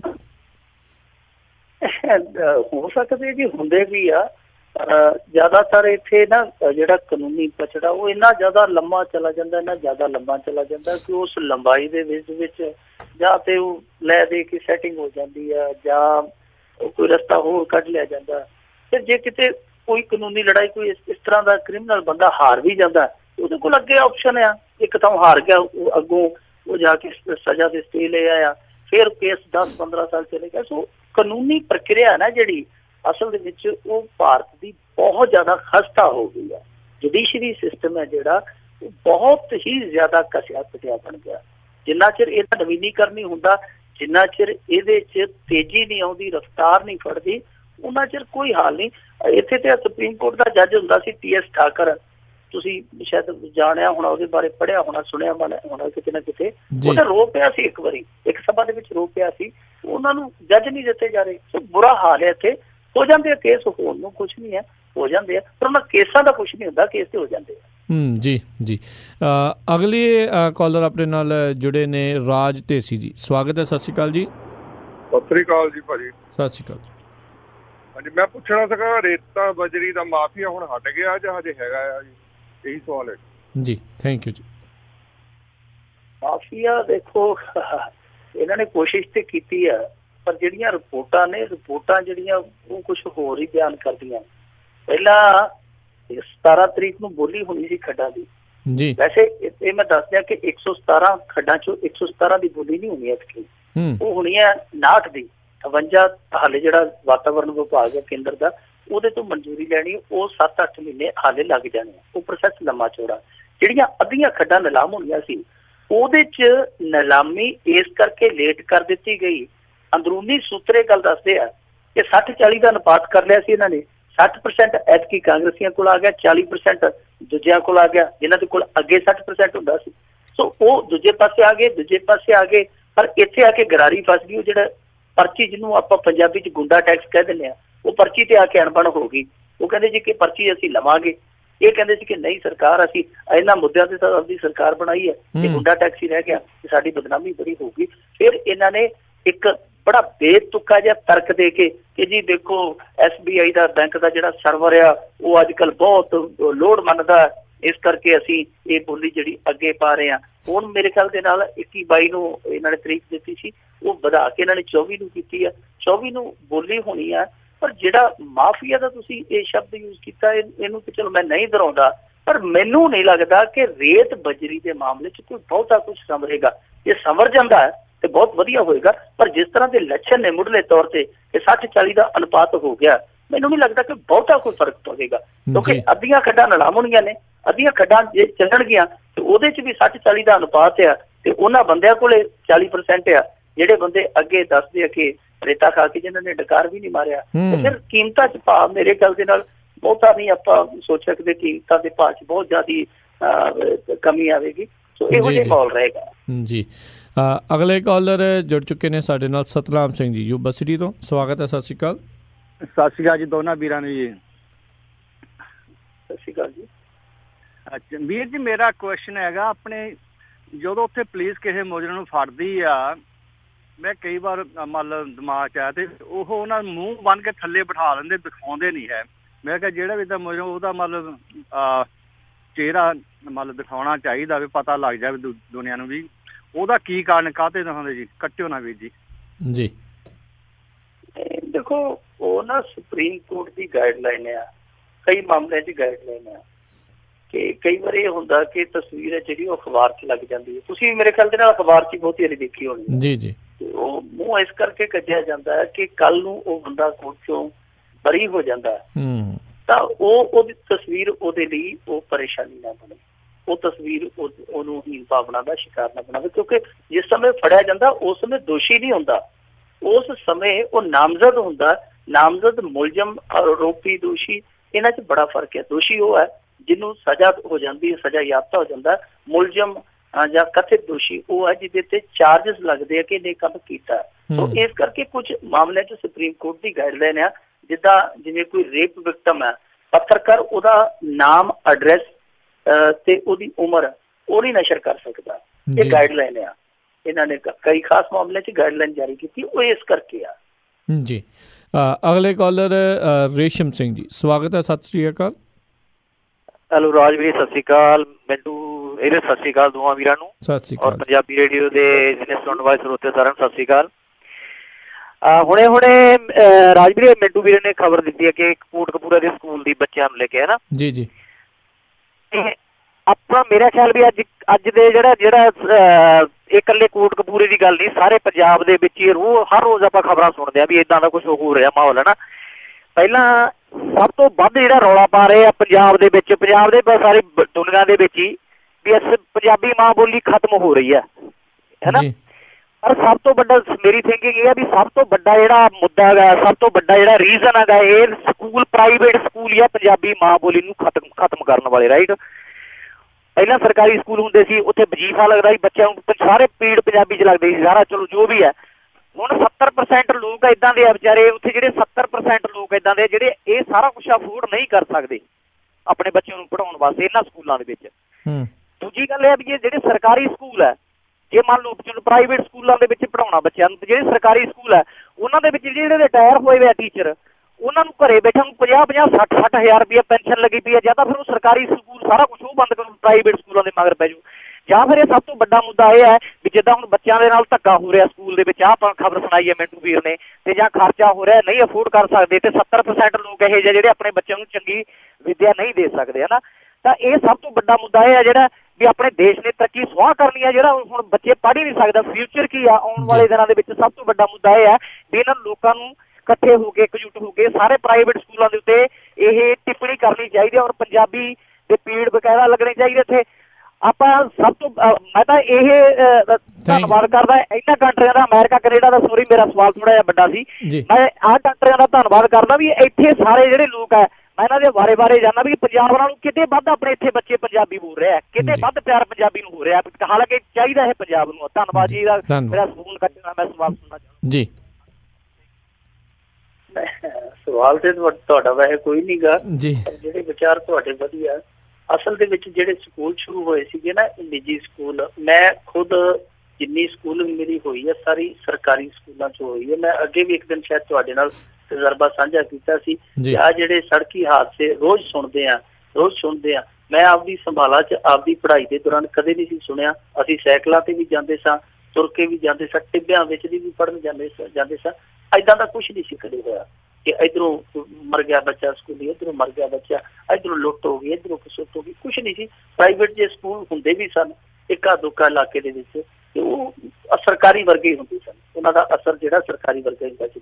ਪਰ 2000 ਤੋਂ ਬਾਅਦ ਦੇਖੋ ਜਿਹੜੇ ਸਕੂਲ ਸ਼ੁਰੂ ਕੀਤੇ ਗਏ ਸੀ, ਇਹ ਸ਼ੁਰੂ ਕੀਤੇ ਗਏ ਸੀ ਸੇਵਾ ਦੇ ਨਾਮ ਤੇ, ਜਿਹਨੇ ਵੀ ਨਿੱਜੀ ਸਕੂਲ ਸ਼ੁਰੂ ਹੋਏ ਸੀ। ਬਾਅਦ ਦੇ ਵਿੱਚ ਕੀ ਹੋਇਆ ਕਿ ਸੁਪਰੀਮ ਕੋਰਟ ਨੇ ਇਹ ਕਿਹਾ ਸੀਗਾ ਕਿ ਹਾਂਜੀ ਤੁਸੀਂ ਫੀਸ ਹੈ ਜਿਹੜੀ ਆਪਣੀ ਉਹ ਤੈਅ ਕਰ ਸਕਦੇ ਹੋ। ਇਹ ਸੁਪਰੀਮ ਕੋਰਟ ਨੇ ਇੰਨਾ ਕਿਹਾ ਸੀ ਕਿ ਤੈਅ ਕਰ ਸਕਦੇ ਹੋ, ਪਰ ਇਹ ਇੰਨੀ ਜ਼ਿਆਦਾ ਹੀ ਤੈਅ ਕਰਨ ਲੱਗ ਪਏ, ਪਰ ਤੈਅ ਆਪ ਹੀ ਕਰਕੇ ਲਾਗੂ ਕਰਨ ਲੱਗ ਪਏ ਕਿ ਲੋਕਾਂ ਦੀ ਤੈਅ ਹੀ ਬਾਤੀ। ਫਿਰ ਕਈ ਸਕੂਲ ਇਸ ਤਰ੍ਹਾਂ ਇਹ 2-2 ਸਾਲਾਂ 'ਚ 300% ਫੀਸ ਵਧਾ ਦਿੰਦੇ ਆ। ਇਹ ਇੱਕ ਫਿਰ ਮੁੜ ਕੇ ਨਾ ਕਮਾਈ ਦਾ ਸਾਧਨ ਬਣ ਗਿਆ। ਹੁਣ ਇਹ ਕਮਾਈ ਦਾ ਸਾਧਨ ਆ, ਦੇਖੋ ਨਿੱਜੀ ਸਕੂਲ ਕਦੇ ਵੀ ਕਿਸੇ ਦੇਸ਼ ਦਾ ਭਵਿੱਖ ਨਹੀਂ ਸਵਾਰ ਸਕਦੇ। ਨਿੱਜੀਕਰਨ ਕਦੇ ਵੀ ਕਿਸੇ ਦੇਸ਼ ਦਾ ਭਵਿੱਖ ਅੱਗੇ ਨਹੀਂ ਲਿਜਾ ਸਕਦਾ। ਜੇ ਇਸ ਚੀਜ਼ ਦਾ ਹੱਲ ਕੋਈ ਵੀ ਪੜ੍ਹਾਈ ਨਹੀਂ, ਜੇ ਤੁਸੀਂ ਅੱਗੇ ਲਿਜਾਣਾ, ਹਾਦਸਿਆਂ ਨੂੰ ਰੋਕਣਾ ਜਾਂ ਆਪਣਾ ਭਵਿੱਖ ਬਿਹਤਰ ਬਣਾਉਣਾ, ਤਾਂ ਜਨਤਕ ਸਿੱਖਿਆ ਪ੍ਰਣਾਲੀ ਹੈ ਜਿਹੜੀ ਉਹਦੇ ਲਈ ਇੱਕ ਵਧੀਆ ਠੋਸ ਨੀਤੀ ਲਿਆ ਕੇ, ਕੰਕਰੀਟ ਨੀਤੀ ਲਿਆ ਕੇ ਉਹਨੂੰ ਅੱਗੇ ਲਿਜਾਣਾ ਪਵੇਗਾ। ਤੇ ਸਭ ਤੋਂ ਵੱਡੀ ਗੱਲ ਆ ਜਿਹਦੇ ਪ੍ਰਤੀ ਪੰਜਾਬੀ ਅਵੇਸ ਲਿਆ ਕਿ ਜਿਹੜਾ ਆਮ ਵਰਗ ਆ, ਜਿਹਨੂੰ ਜ਼ਰੂਰਤ ਹੈ ਇਲਮ ਦੀ, ਜਿਹਨੂੰ ਤਾਲੀਮ ਦੀ ਜ਼ਰੂਰਤ ਆ, ਜਾਂ ਨਿਮਨ ਵਰਗ ਆ, ਉਹਦੇ ਲਈ ਉਚੇਰੀ ਸਿੱਖਿਆ। ਤੁਸੀਂ ਇਹ ਦੇਖੋ ਕਿ 100 ਬੱਚਾ ਪੜ੍ਹਦਾ ਹੈ ਔਰ ਉਹਦੇ 'ਚ ਗਰੀਬ ਵੀ, ਅਮੀਰ ਵੀ ਹੈ, ਬਹੁਤ ਜ਼ਿਆਦਾ ਅਮੀਰ ਵੀ ਹੈ, ਪਰ ਉਚੇਰੀ ਸਿੱਖਿਆ 'ਚ ਕੌਣ ਜਾਂਦਾ? ਬਹੁਤ ਜ਼ਿਆਦਾ ਅਮੀਰ। ਬਾਕੀ ਜਿਹੜੇ 12ਵੀਂ 14ਵੀਂ ਉੱਥੋਂ ਤੱਕ ਹੀ ਰਹਿ ਜਾਂਦੇ ਆ। ਤੇ ਕੀ ਗੱਲ, ਗਰੀਬ ਦਾ ਬੱਚਾ ਜਿਹੜਾ ਜੰਮਿਆ ਉਹਦੇ ਨਹੀਂ ਸੁਪਨੇ ਹੈਗੇ, ਉਹਦੇ ਨਹੀਂ ਅਧਿਕਾਰ ਹੈਗੇ? ਸੋ ਜਿੰਨਾ ਚਿਰ ਉਚੇਰੀ ਸਿੱਖਿਆ ਤੱਕ ਜਿਹੜੀ ਉਹ ਪ੍ਰਣਾਲੀ ਜਨਤਕ ਨਹੀਂ ਹੁੰਦੀ, ਉਹਨਾਂ ਚਿਰ ਕੁਛ ਵੀ ਕਰ ਲੈਣ ਉਹਨਾਂ ਚਿਰ ਠੀਕ ਨਹੀਂ ਹੋਏਗਾ। ਪਰ ਇੱਥੇ ਜੋ ਫਾਰਮੈਟ ਬਣਿਆ ਪਿਆ, ਮਾਫ ਕਰਨਾ ਮੇਰਾ ਜਵਾਬ ਵੀ ਲੰਮਾ ਹੋ ਗਿਆ ਤੁਹਾਡੇ ਸਵਾਲਾਂ ਨੂੰ, ਫਾਰਮੈਟ ਜਿਹੜਾ ਬਣਿਆ ਪਿਆ ਉਹ ਅੰਗਰੇਜ਼ਾਂ ਵਰਗਾ ਹੀ ਦੇਖਦਾ ਮੈਂ, ਕਿਉਂਕਿ ਮੈਂ ਦੇਖਿਆ ਨਹੀਂ, ਮੈਂ ਪੜ੍ਹਿਆ ਜੋ, ਸੁਣਿਆ ਜੋ ਮੈਂ ਲੋਕਾਂ ਤੋਂ, ਉਹ ਇਹੋ ਹੀ ਕਹਿੰਦੇ ਸਨ ਕਿ ਉਹਨਾਂ ਨੇ ਇਹ ਜਿਹੜੇ ਸਕੂਲ ਬਣਾਏ ਸੀ ਉਹਨਾਂ 'ਚੋਂ ਉਹਦੇ ਕੋ ਬਾਬੂ ਆਪਦੇ ਜੋਗੇ ਪੈਦਾ ਕਰ ਲੈਂਦੇ ਸੀ, ਤੇ ਦੂਜੇ ਜਿਹੜੇ ਉਹ ਉਹਨਾਂ ਬਾਬੂਆਂ ਦੇ ਭੇਡ ਬੱਕਰੀਆਂ ਦੇ ਕੰਮ ਆ ਜਾਂਦੇ ਸੀ, ਸਿੱਖਣਾ ਹਕਾਉਣ ਦੇ। ਦੂਜੇ ਜਿਹੜੇ ਉਹਨਾਂ ਦੇ ਇੱਕ ਤਰ੍ਹਾਂ ਦਾ ਮਜ਼ਦੂਰ ਸੀ। ਉਹੀ ਕੁਝ ਹੋ ਰਿਹਾ, ਛੋਟੇ ਮਾਤੜ ਬੱਚੇ ਆ ਜਿਹੜੇ ਉਹ ਮਜ਼ਦੂਰ, ਉਹਨਾਂ ਦੀ ਲੇਬਰ ਪੈਦਾ ਹੋ ਰਹੀ ਹੈ, ਤੇ ਬਾਬੂ ਹੈ ਜਿਹੜੇ ਵੱਡੇ ਸਕੂਲਾਂ 'ਚ ਪੜ੍ਹ ਕੇ ਯੂਨੀਵਰਸਿਟੀਆਂ 'ਚ ਉਹ ਆਪਦੇ ਕਿੱਤਿਆਂ ਤੇ ਲੱਗ ਰਹੇ ਆ। ਜੀ ਜੀ। ਅਗਲੇ ਕਾਲਰ ਸਾਡੇ ਨਾਲ ਜੁੜੇ ਨੇ ਮਨਜੀਤ ਕੌਰ ਜੀ, ਸਵਾਗਤ ਹੈ। ਸਤਿ ਸ਼੍ਰੀ ਅਕਾਲ ਬੇਟਾ। ਸਤਿ ਸ਼੍ਰੀ ਅਕਾਲ। ਸਤਿ ਸ਼੍ਰੀ ਅਕਾਲ। ਹਾਂਜੀ, ਤੇ ਆਪਣਾ ਮੈਂ ਕਾਫੀ ਦੇਰ ਤੋਂ ਸੋਚਦੀ ਹਾਂ ਮੈਂ ਫੋਨ ਕਰੂੰਗੀ। ਇਹ ਜਿਹੜਾ ਆਸ਼ੂਤੋਸ਼ ਦੀ ਮ੍ਰਿਤਕ ਦੇਹ ਨੂੰ ਰੱਖਿਆ ਸੰਭਾਲ ਕੇ ਇਹ ਪੰਜਾਬ ਸਰਕਾਰ ਨੂੰ ਕੀ ਲਾਭ ਹੈ ਇਸਦਾ? ਇਹ ਰੂੜੀਵਾਦੀ ਸੋਚ ਇਹ ਉਹਨਾਂ ਨੂੰ ਚੰਗੀ ਲੱਗਦੀ ਕਿ ਹੋਰ ਵੀ ਲੋਕ ਐਸੇ ਇਸ ਤਰ੍ਹਾਂ ਕਰਨ ਲੱਗ ਜਾਣ? ਜੀ ਥੈਂਕ ਯੂ ਜੀ। ਜੀ ਮਿੰਟੂ ਜੀ। ਦੇਖੋ ਜੀ, ਇਹ ਜਿਹੜੀ ਗੱਲ ਹੈ ਨਾ ਆਸ਼ੂਤੋਸ਼ ਵਾਲੀ, ਇਸ ਸਰਕਾਰ ਨੂੰ ਤੇ ਆਪਾਂ ਹੁਣ ਕੁਛ ਨਹੀਂ ਕਹਿ ਸਕਦੇ, ਇਹਨਾਂ ਨੂੰ ਤੇ ਮਹੀਨਾ ਹੋ ਗਿਆ। ਇਹ ਜਿਹੜੀ ਲਮਕਾਈ ਸੀ ਇਹ ਇਸੇ ਸਰਕਾਰ ਨੇ ਨਹੀਂ, ਪਿਛਲੀ ਸਰਕਾਰ ਨੇ ਲਗਾਈ ਸੀ। ਔਰ ਲਮਕਾਈ ਕਿਉਂ ਸੀ ਜੀ? ਕਿਉਂਕਿ ਉਸ ਡੇਰੇ ਦੇ ਨਾਲ ਬਹੁਤ ਵੱਡਾ ਵੋਟ ਬੈਂਕ ਆ। ਜਿੱਥੇ ਜਿੱਥੇ ਵੋਟ ਬੈਂਕ ਆ ਉੱਥੇ ਉੱਥੇ ਜਾ ਕੇ ਇਹ ਗੋਡੇ ਰਗੜਦੇ ਆ। ਡੇਰਾ ਮੁਖੀ ਹੋਇਆ, ਡੇਰਾ ਸਰਸਾ ਹੋਇਆ, ਡੇਰਾ ਬਿਆਸ ਹੋਇਆ, ਕਿਤੇ ਵੀ ਹੈ ਜਿੱਥੇ ਵੀ ਵੋਟ ਜੁੜੀ ਹੋਈ ਹੈ, ਉੱਥੇ ਜਾ ਕੇ ਇਹ ਆਪਣਾ ਸਰਕਾਰੀ ਜ਼ੋਰ ਨਹੀਂ ਦਿਖਾ ਸਕਦੇ। ਸਰਕਾਰੀ ਜ਼ੋਰ ਜੇ ਦਿਖਾਉਣਾ ਹੋਵੇ ਇਹਨਾਂ ਨੇ, ਉਹ ਧਰਨਿਆਂ ਤੇ ਬੈਠੀਆਂ ਕੁੜੀਆਂ ਤੇ ਦਿਖਾ ਦਿੰਦੇ ਆ, ਧਰਨਿਆਂ ਤੇ ਬੈਠੇ ਬੇਰੁਜ਼ਗਾਰਾਂ ਤੇ ਦਿਖਾ ਦਿੰਦੇ, ਇਹਨਾਂ ਤੇ ਨਹੀਂ ਦਿਖਾਉਂਦੇ। ਇਹ ਵੈਸੇ ਕਮਾਲ ਦੀ ਗੱਲ ਆ।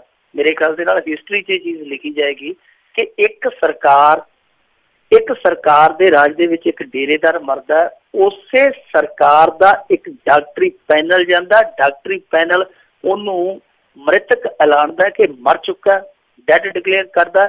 ਉਸ ਤੋਂ ਬਾਅਦ ਉਹੀ ਡਾਕਟਰ ਦਾ ਜਿਹੜਾ ਪੈਨਲ ਹੈ, ਡਾਕਟਰਾਂ ਦਾ ਪੈਨਲ, ਉਹ ਹਾਈ ਕੋਰਟ ਦੇ ਵਿੱਚ ਰਿਪੋਰਟ ਐਡਮਿਟ ਕਰਦਾ ਕਿ ਇਹ ਬੰਦਾ ਜਨਵਰੀ ਦੀ 28 ਜਾਂ 29 ਨੂੰ ਮਰ ਚੁੱਕਾ ਹੈ। ਉਹੀ ਸਰਕਾਰ ਮੁੜ ਕੇ ਜਾ ਕੇ ਕਹਿੰਦੀ ਜੀ ਕਿ ਜੋ ਅਸੀਂ ਧੱਕੇ ਨਾਲ ਕੀ ਕਰਾ ਸਕਦੇ ਜੀ। ਸਰਕਾਰ ਜਿਹੜੀ ਆਪ ਹੀ ਉਹਨੂੰ ਮੰਨਦੀ ਹੈ ਕਿ ਮ੍ਰਿਤਕ ਹੈ, ਉਹ ਬੰਦਾ ਮਰ ਚੁੱਕਾ ਹੈ, ਉਹ ਕਹਿੰਦੇ ਜੀ ਅਸੀਂ ਨਹੀਂ ਕੁਝ ਕਹਿ ਸਕਦੇ ਤੇ ਹੁਣ ਡੇਰਿਆਂ ਵਾਲੇ ਦੀ ਰਜ਼ਾਮੰਦਗੀ ਜ਼ਰੂਰੀ ਹੈ। ਕੀ ਕਰੋਗੇ ਤੁਸੀਂ?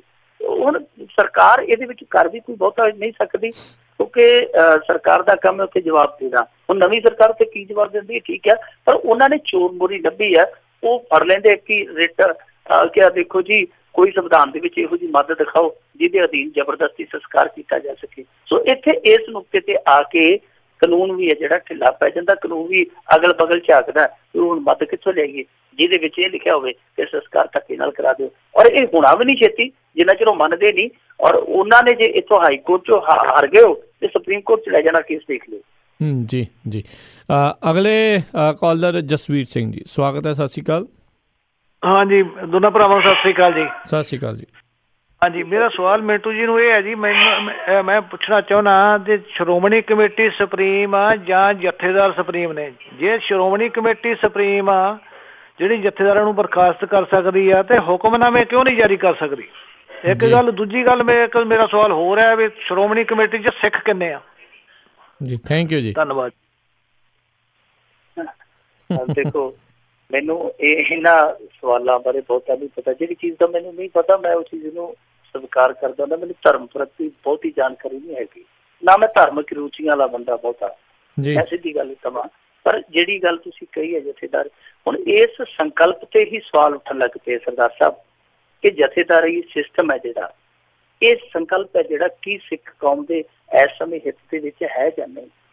ਸੋ ਇਹਦੇ ਤੇ ਜਦੋਂ ਕਿਸੇ ਚੀਜ਼ ਤੇ ਸਵਾਲ ਹੀ ਉੱਠ ਪੈਣ, ਜਦੋਂ ਕਿਸੇ ਸੰਕਲਪ ਤੇ ਸਵਾਲ ਉੱਠ ਪੈਣ, ਤਾਂ ਫਿਰ ਮਾਮਲਾ ਜਿਹੜਾ ਪੇਚੀਦਾ ਹੋ ਜਾਂਦਾ।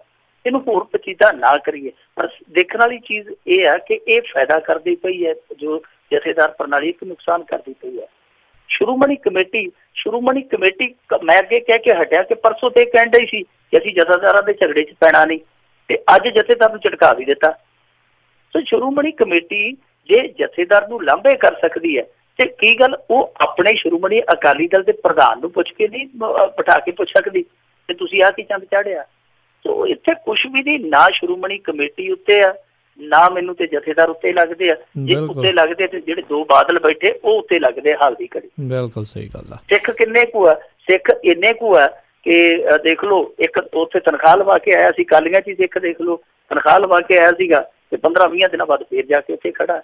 ਔਰ ਉਹੀ ਨਾਲ ਸਿੱਖ ਆ ਜਿਹੜੇ ਟੈਲੀਫੋਨ ਕਰਦੇ ਆ ਕਿ ਇਹੋ ਜਿਹੀ ਸਜ਼ਾ ਲਾ ਦਿਓ, ਇਹੋ ਜਿਹੀ ਤਨਖਾਹ ਲਾ ਦਿਓ। ਉਹੋ ਜਿਹੇ ਉਹ ਸਿੱਖ ਆ ਜਿਹੜੇ ਉਸ ਸਮੇਂ ਤਨਖਾਹ ਲਾ ਰਹੇ ਹੁੰਦੇ ਆ ਤੇ ਨਾਲ ਬੈਠਾ ਉਹਨਾਂ ਦਾ ਸਾਥੀ ਕਹਿੰਦਾ ਇਹ ਜੋ ਕੁਛ ਕਰਦੇ ਪਏ ਆ ਇਹ ਆਪਦੀ ਮਰਜ਼ੀ ਨਾਲ ਹੀ ਕਰਦੇ ਪਏ, ਪਿੱਛੋਂ ਟੈਲੀਫੋਨ ਆਏ ਜਿਹੜੇ ਉਹ ਕਰਾਉਂਦੇ ਪਏ। ਤੁਸੀਂ ਆਪ ਹੀ ਅੰਦਾਜ਼ਾ ਲਾ ਲਓ ਕਿ ਕਿੰਨੇ ਕੁ ਸਿੱਖ ਆ।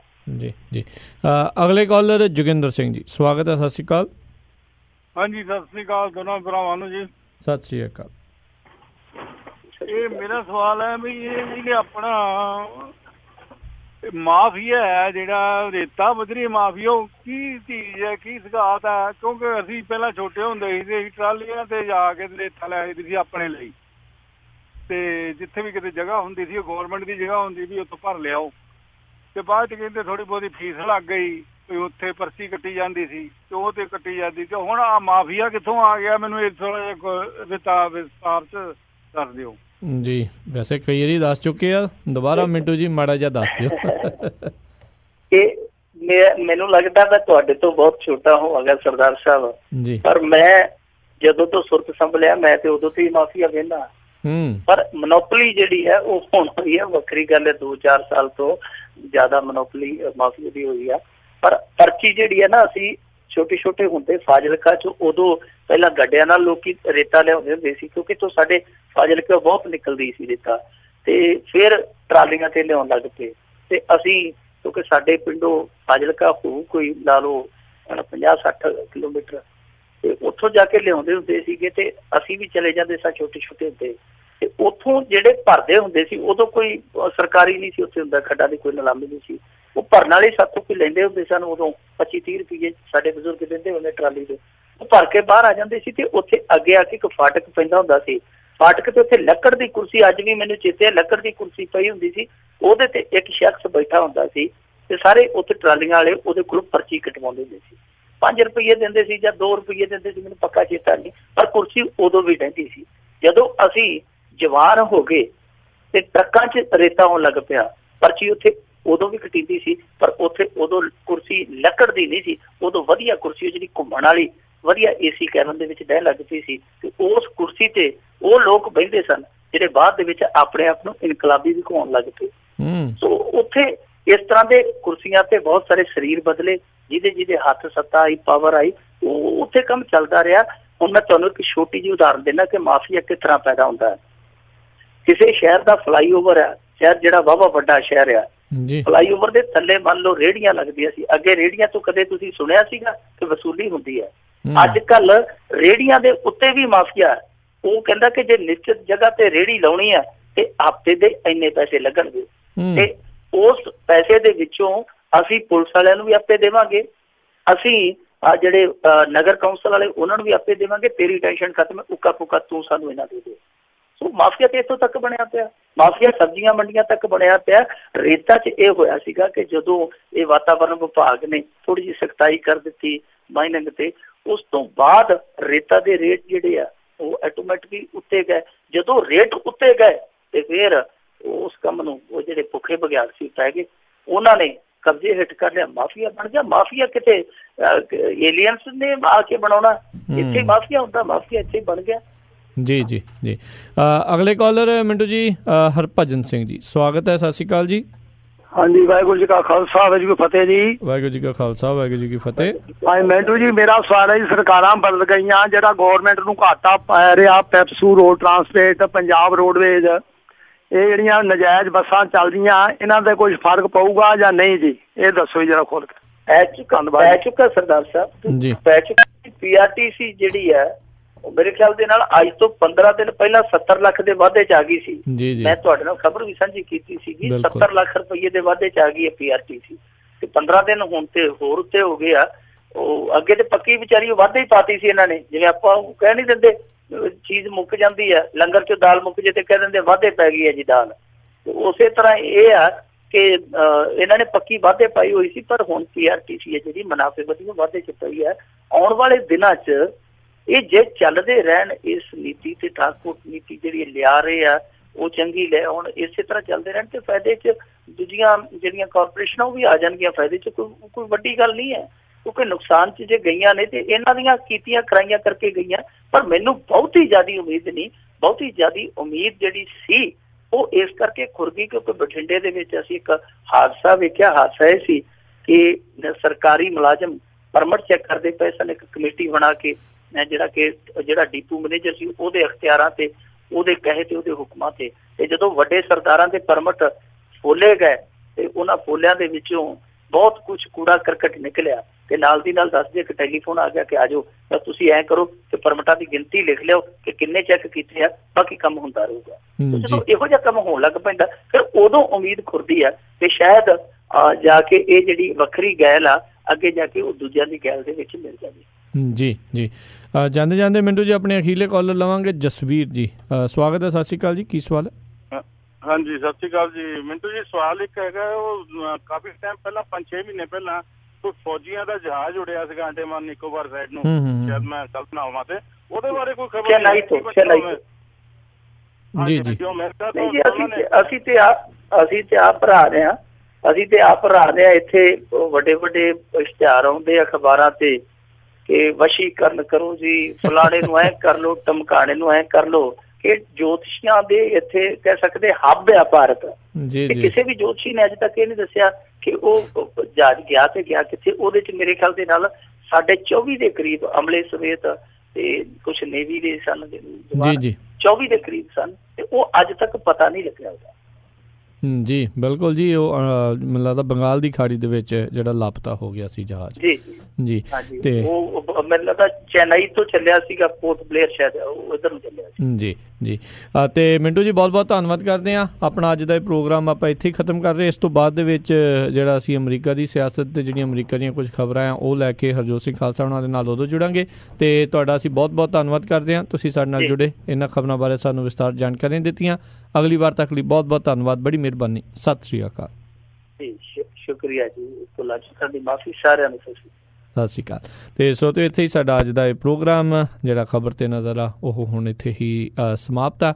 ਤੇ ਸੋ ਇੱਕ ਛੋਟੀ ਜਿਹੀ ਆਪਾਂ ਬ੍ਰੇਕ ਲਵਾਂਗੇ ਤੇ ਬ੍ਰੇਕ ਤੋਂ ਬਾਅਦ 'ਚ ਮੁੜ ਕੇ ਅਸੀਂ ਵਾਪਸ ਆਉਂਦੇ ਹਾਂ ਤੇ ਉਸ ਦੇ ਬਾਅਦ ਦੇ ਵਿੱਚ ਤੁਹਾਡੇ ਨਾਲ ਜਿਹੜੀਆਂ ਕੁਛ ਇੱਥੇ ਦੀਆਂ ਜਿਹੜੀਆਂ ਚੋਣਵੀਆਂ ਖਬਰਾਂ ਆ, ਚਾਹੇ ਉਹ ਇਮੀਗ੍ਰੇਸ਼ਨ ਦੇ ਨਾਲ ਸੰਬੰਧਿਤ ਆ, ਚਾਹੇ ਪੋਲਿਸੀ ਇੱਥੇ ਦੀਆਂ ਆ ਉਸ ਦੇ ਨਾਲ, ਤੇ ਜਾਂ ਜਿਹੜੀਆਂ ਹੋਰ ਅਹਿਮ ਖਬਰਾਂ ਆ ਉਹ ਤੁਹਾਡੇ ਨਾਲ ਲੈ ਕੇ ਆਪਾਂ ਹਾਜ਼ਰ ਹੁੰਦੇ। ਮਿਲਦੇ ਤੁਹਾਨੂੰ ਇੱਕ ਛੋਟੀ ਜਿਹੀ ਕਮਰਸ਼ੀਅਲ ਬ੍ਰੇਕ ਤੋਂ ਬਾਅਦ 'ਚ।